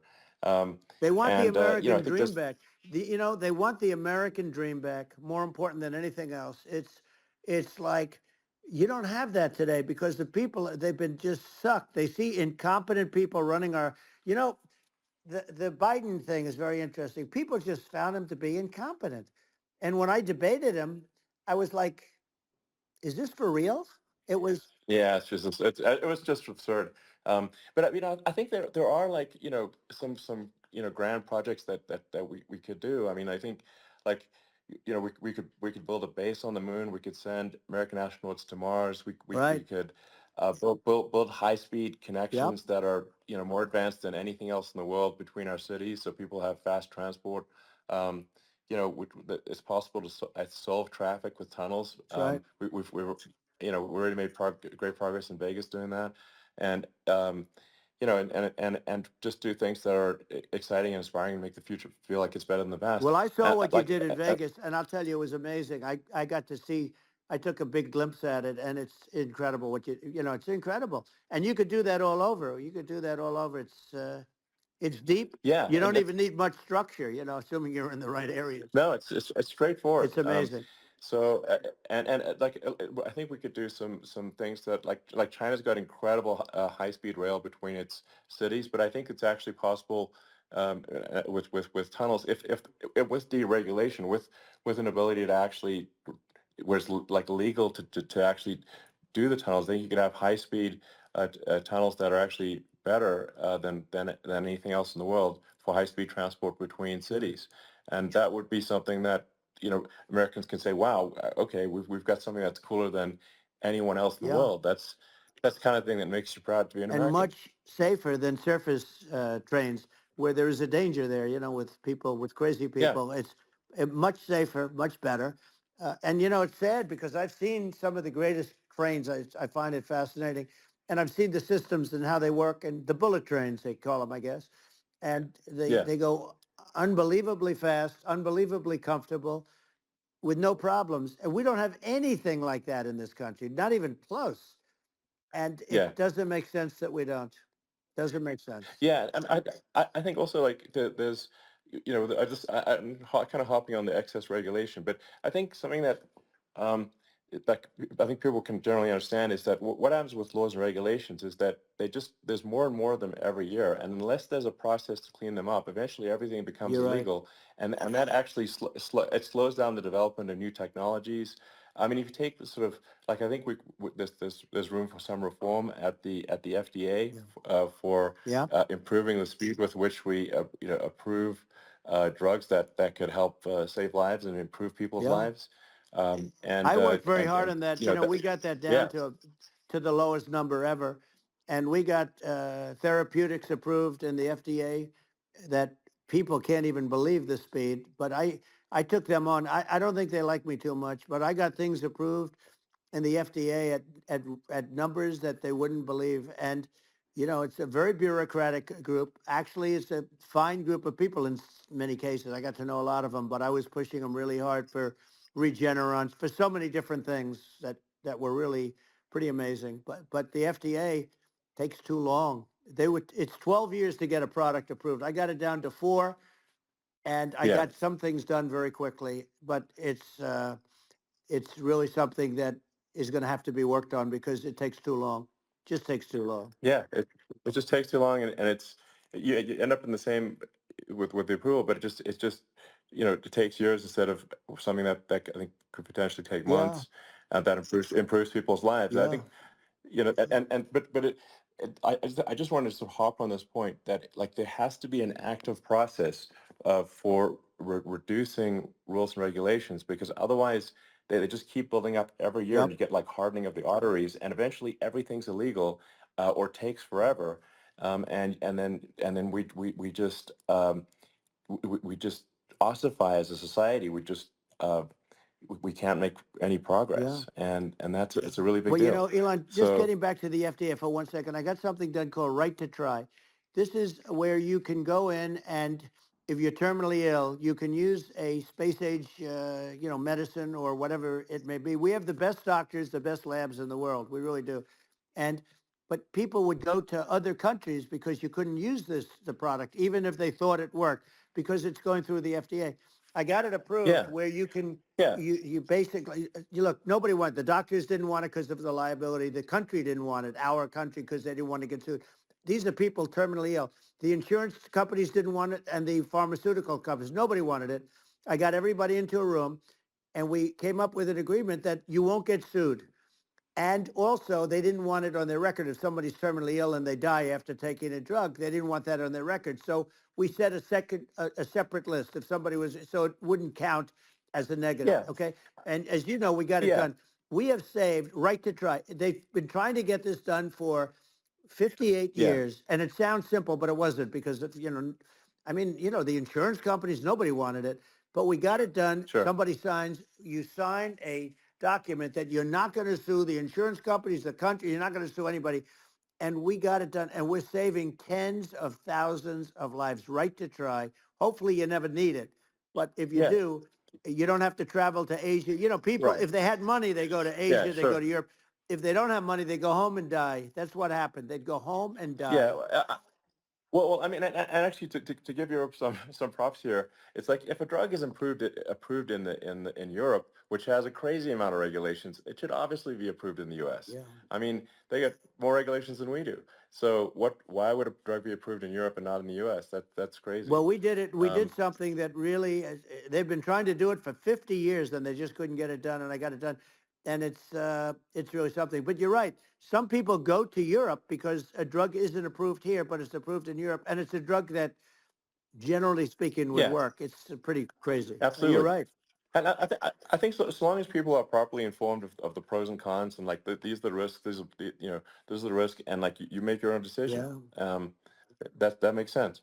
Well, I think just, So in sort of closing up, and by the way, I'm looking at the numbers. You get a lot of people listening. I hope you don't get yeah, nervous because you got a lot of people listening to you right now, like 60 million or something.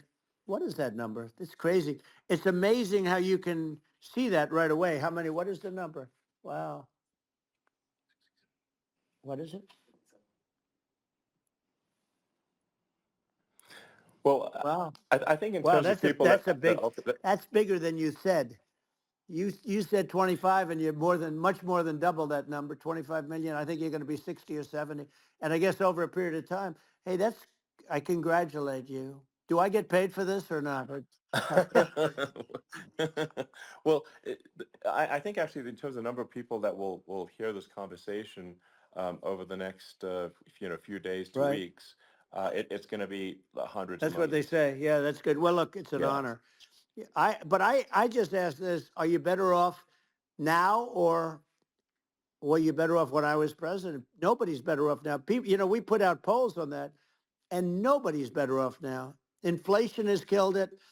And they also feel very unsafe. You look at what's going on with a lot of different things. You look at the riots we had at the Yeah. colleges over, I mean, it's ridiculous, but Right. all of the riots, they just feel unsafe. And now they really feel unsafe because you have a new form of crime. It's called migrant crime. I call it Biden Well, migrant yeah. crime. Maybe I'll call it Well, Kamala migrant crime. But I mean, with all these things, I always try to get to the ground truth by just asking people. And my mom lives in New York, and I was like, Mom, do have any of your friends, been attacked or assaulted? And she said, yeah, three of her friends in three it's separate crazy. incidents were assaulted just in recent months, just walking around the streets of New York. And I said, well, did what happened to the people that assaulted them? Oh, nothing. They got away. Like, and they just They know that always get away. nothing's going to, and they don't even bother reporting it because there's not, they know that they're not going to, people are not going to get prosecuted. They just let, violent criminals out in New York The with only one that gets zero bail. prosecuted is Donald Trump. They don't get, they prosecute Trump. Yeah, I mean it's just obviously messed up Oh, it's terrible. if violent criminals are being getting off scot Yep. free, and meanwhile the New York spending massive resources prosecuting you, and it's like what's this, and I think the sort of sensible public looks at this and says, what the heck's going on here? This is obviously abuse of the legal system. Um, the legal system is supposed to be protecting the That's right. public from violent criminals, and it should be obviously allowing the public to make their own decision about who should be president, as opposed to, some, legal case. Once they start this precedent, because this can go on with the next one. I mean, this is a very bad precedent what they're doing in terms of, going after their political opponent. And that's all it is. It's going after their political opponent. Yeah. And then you get a judge who's, a strong Democrat. And I'm being nice when I say that, in many cases, crooked as hell.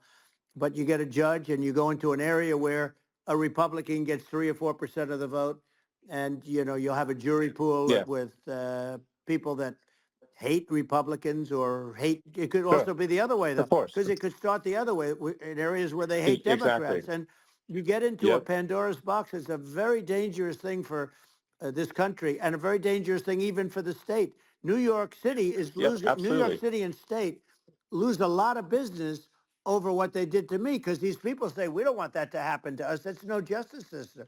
You have an unfair system of Yes. justice, and it's costing New York State a tremendous amount of money. People are leaving and companies are leaving, and they won't come back.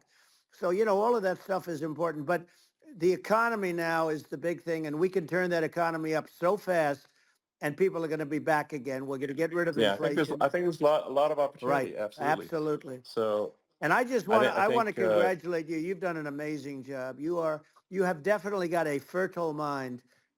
We can talk. You and I can talk about well, rockets and, it's kind of you to say. Thank you. well, tunnels. We can talk about tunnels and rockets and electric cars. So many things.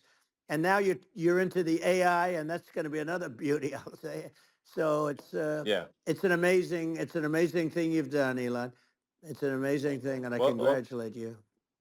I mean, thank you. And well, I mean, I just say here, here's to an exciting, inspiring future that people can look forward to and be optimistic and excited about what happens next. And that's the kind of future that I think you will bring as president, and that's why I endorse you. Well, I appreciate that. That endorsement meant a lot to me. Not all endorsements mean that much, to be honest. Your endorsement meant a lot. And, we have a phrase, make America great again. It's pretty simple, but it really says that we want to make America great again. And we can do it. We can do it now. But if we were going to suffer another 4 years like we've suffered for the last 4 years, I'm not sure the country can ever come back. That's how bad it is. It's so bad. We have to I do a think I lot of think that's a things. very real Yeah, risk. it's a big That's a risk. very real risk. Yeah. And it's, I'd just like to note to people listening, like I've not been very political before, and if you look at my record, I've actually been.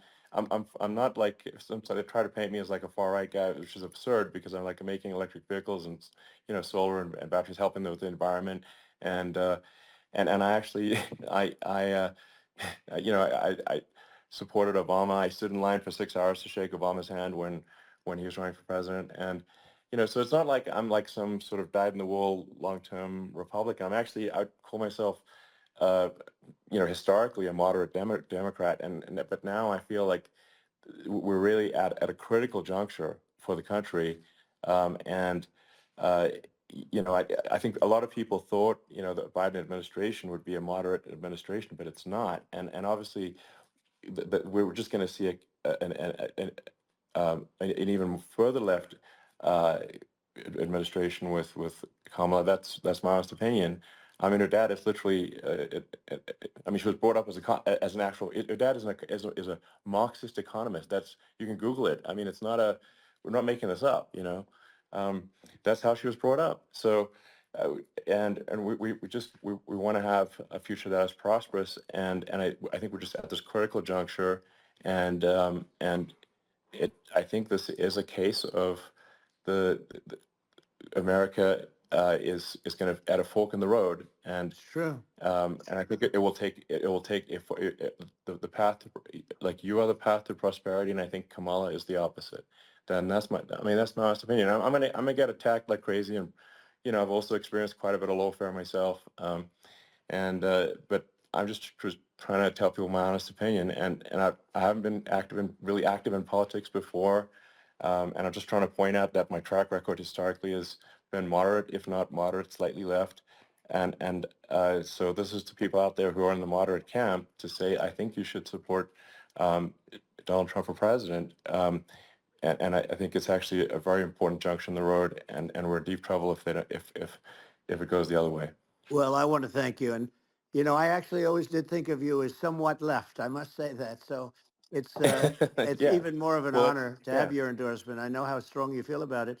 But, when you think of her, San Francisco 15 years ago, I had a great friend, Bob Tish. He said it's the greatest city in America, and now it's almost not livable there.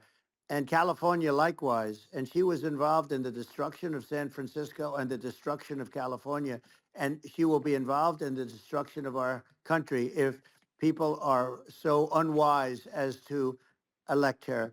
And I hope that doesn't happen, and I hope the elections are going to be run honestly, and we're going to turn this country around. We're going to do things and we can do it fairly quickly. And we have to get rid of the criminals that have been, given to us by other countries as they laugh. They laugh at Yeah. us. They think we're stupid to accept these people. These are radical, stone cold killers in many cases and terrorists. And they're in our country by the hundreds of thousands. Yeah. And we have to take Yeah. them out.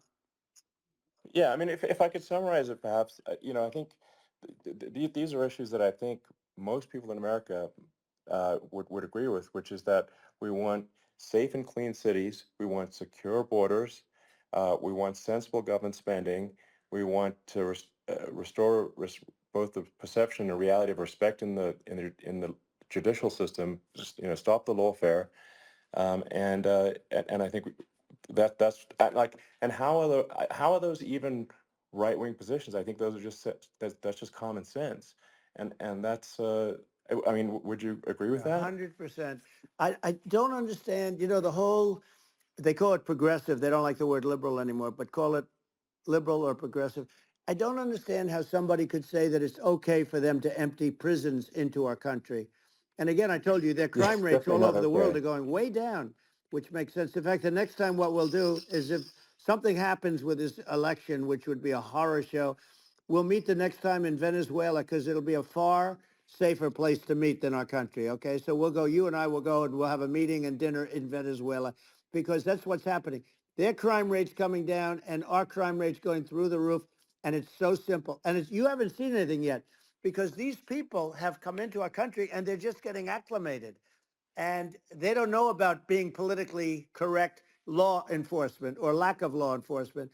And our police, I have to just end with this. We have great police. We have great law enforcement, but they're not allowed to do their job. They have to be able to do their Yeah. job without being destroyed. Well, absolutely, and it's obviously demoralizing if you're a police officer risking your life to arrest violent criminals who could kill you and do kill you sometimes.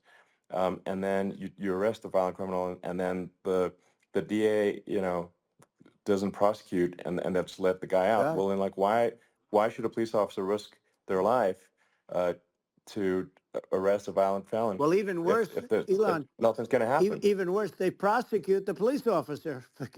They go after it and they prosecute the police officer and they take away his pension. They take away his Yeah. job.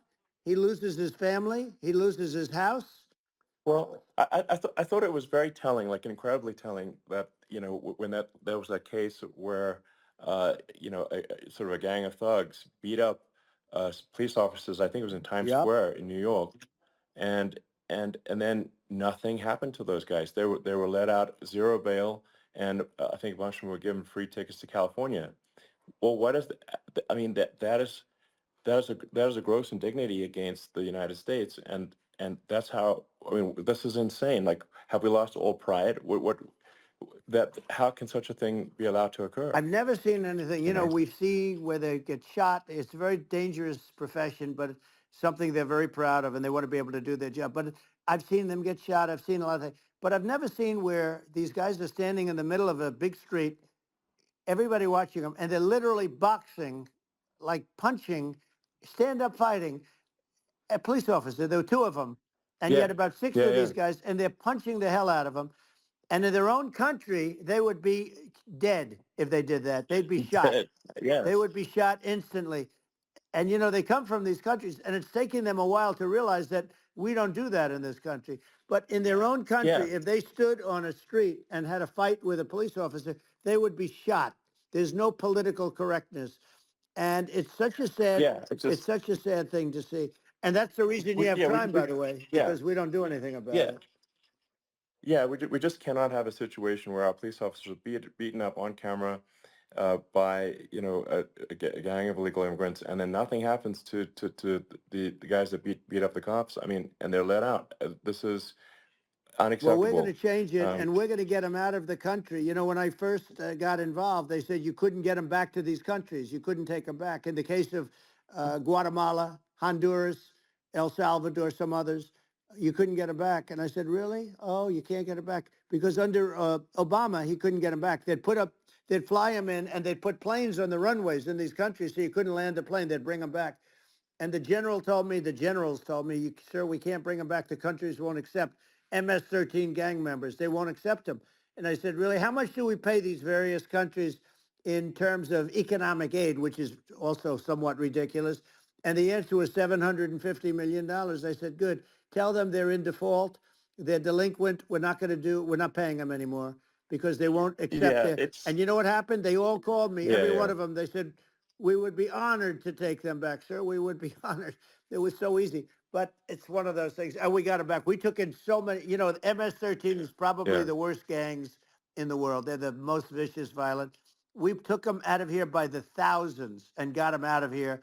And their countries took them back. And because I said, you're not getting any more economic aid. And once I said that, they were nice. They wouldn't take them back for yeah, Obama. They yeah. wouldn't take them back for anybody. And now we have a problem because we have this guy, and they don't take him back anymore with Biden because they don't respect him.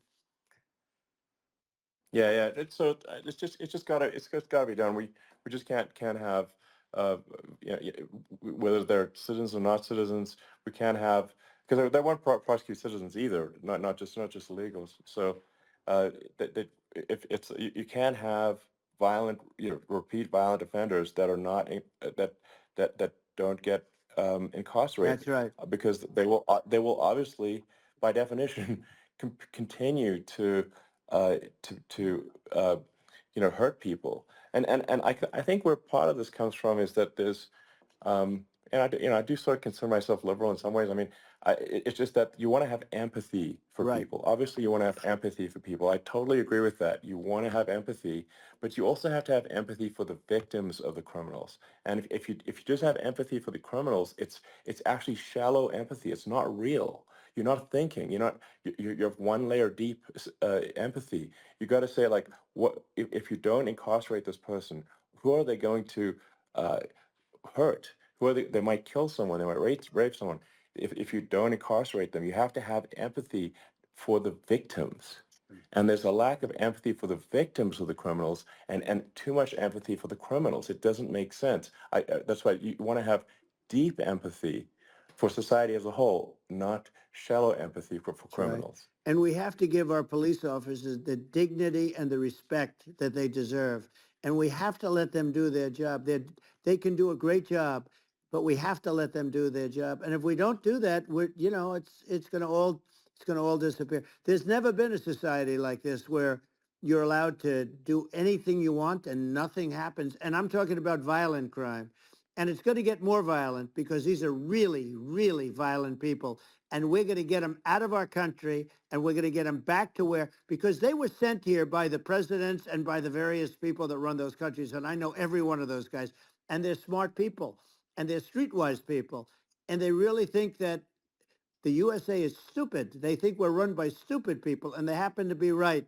But when I was there, we had no problem. We got them out. We took out thousands of MS-13 gang members. We brought them back.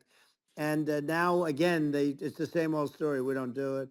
And they actually gave them a big increase in aid. They raised it up to billions of dollars, and they get nothing for it. So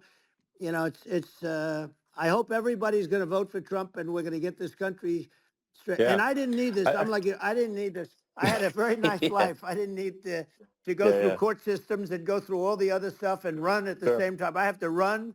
I have to go through fake trials with, in some cases, corrupt judges, totally corrupt judges. I didn't need it. I had a nice life. I have great locations. I have beautiful oceans that I have places. This was, but I felt it was important. And if I had to do it over again, you probably think I'm crazy for doing it, actually. But if I had to do it over again, I would have done it over again, because this is so much more important than me or my life. We're going to save this country. This country is going down. And these people are bad people that we're running against, and they're liars. They make statements. They do things that are so bad.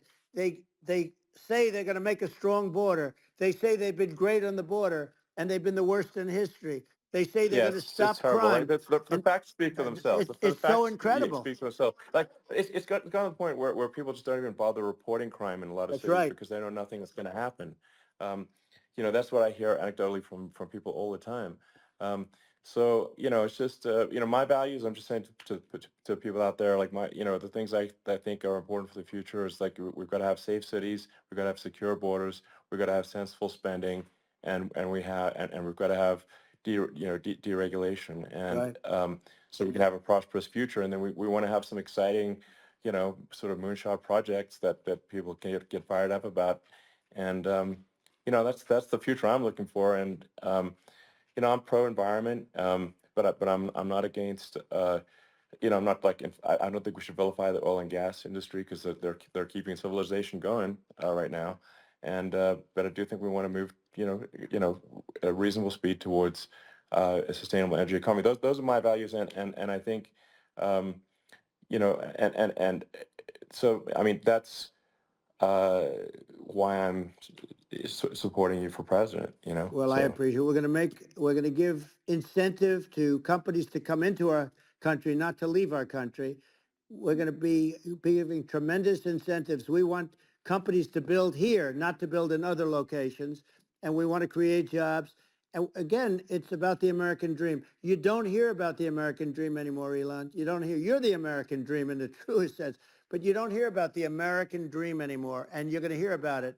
People, they need that incentive to go out yeah, and do it. And they're going to love their lives. I mean, they're going to look forward to getting up in the morning and going to a job that they love, not a job that they can't stand, or not any job at all, where they have no money, where they yeah, literally have no money, and then they end up with violence and lots of other problems. No, we're yeah. going to do some great things. And I learned a lot in the first. We had a great economy and all of that. We rebuilt the military. We did so much, but I also learned the best people. I learned the good people, the smart people, the dumb people, the people that can do things. The people, you learn. When I first came in, I tell people I was in Washington, D.C. only 17 times, according to the fake news media. I was in 17 times. I never stayed over. And you don't know people. You rely on other people to give you names, and then you realize the people you relied on weren't so good. Now, we had great people, but we also had some where I wouldn't have, used them had I known. Now I Yeah. know everybody. and I think we're going to really turn things around fast. We have no choice, otherwise we're not going to have a country. And I really appreciate this. Has been, to me, it's been a lot of fun being with you. You're an amazing guy. You've done an incredible job and a great inspiration to people. A great inspiration, and I hope you keep going and just continue to do well. And we're going to have a big election coming up, and I think November 5th will be the most important day in the history of our country. I think that election will be the most important election, and I think it'll end up being maybe the most important day in the history of our country, because if Yeah. we don't win, I just feel so sorry for everybody. No, I think we're at a fork in the road of destiny of civilization, and I think we need to take the right path, and I think you're the right path. So I think Well, that's what it comes down to. thank you very much, Elon. It's a great honor, and we'll do it again sometime. And it's been really fun, and I hope you got a lot of viewers. I hear you got a lot, but I hope you Sure. got Yeah. I know you got a lot of them. So I appreciate it. I'll see you soon. All right. Sounds good. Thank you. Thank you, Elon. Thank you very much. Bye.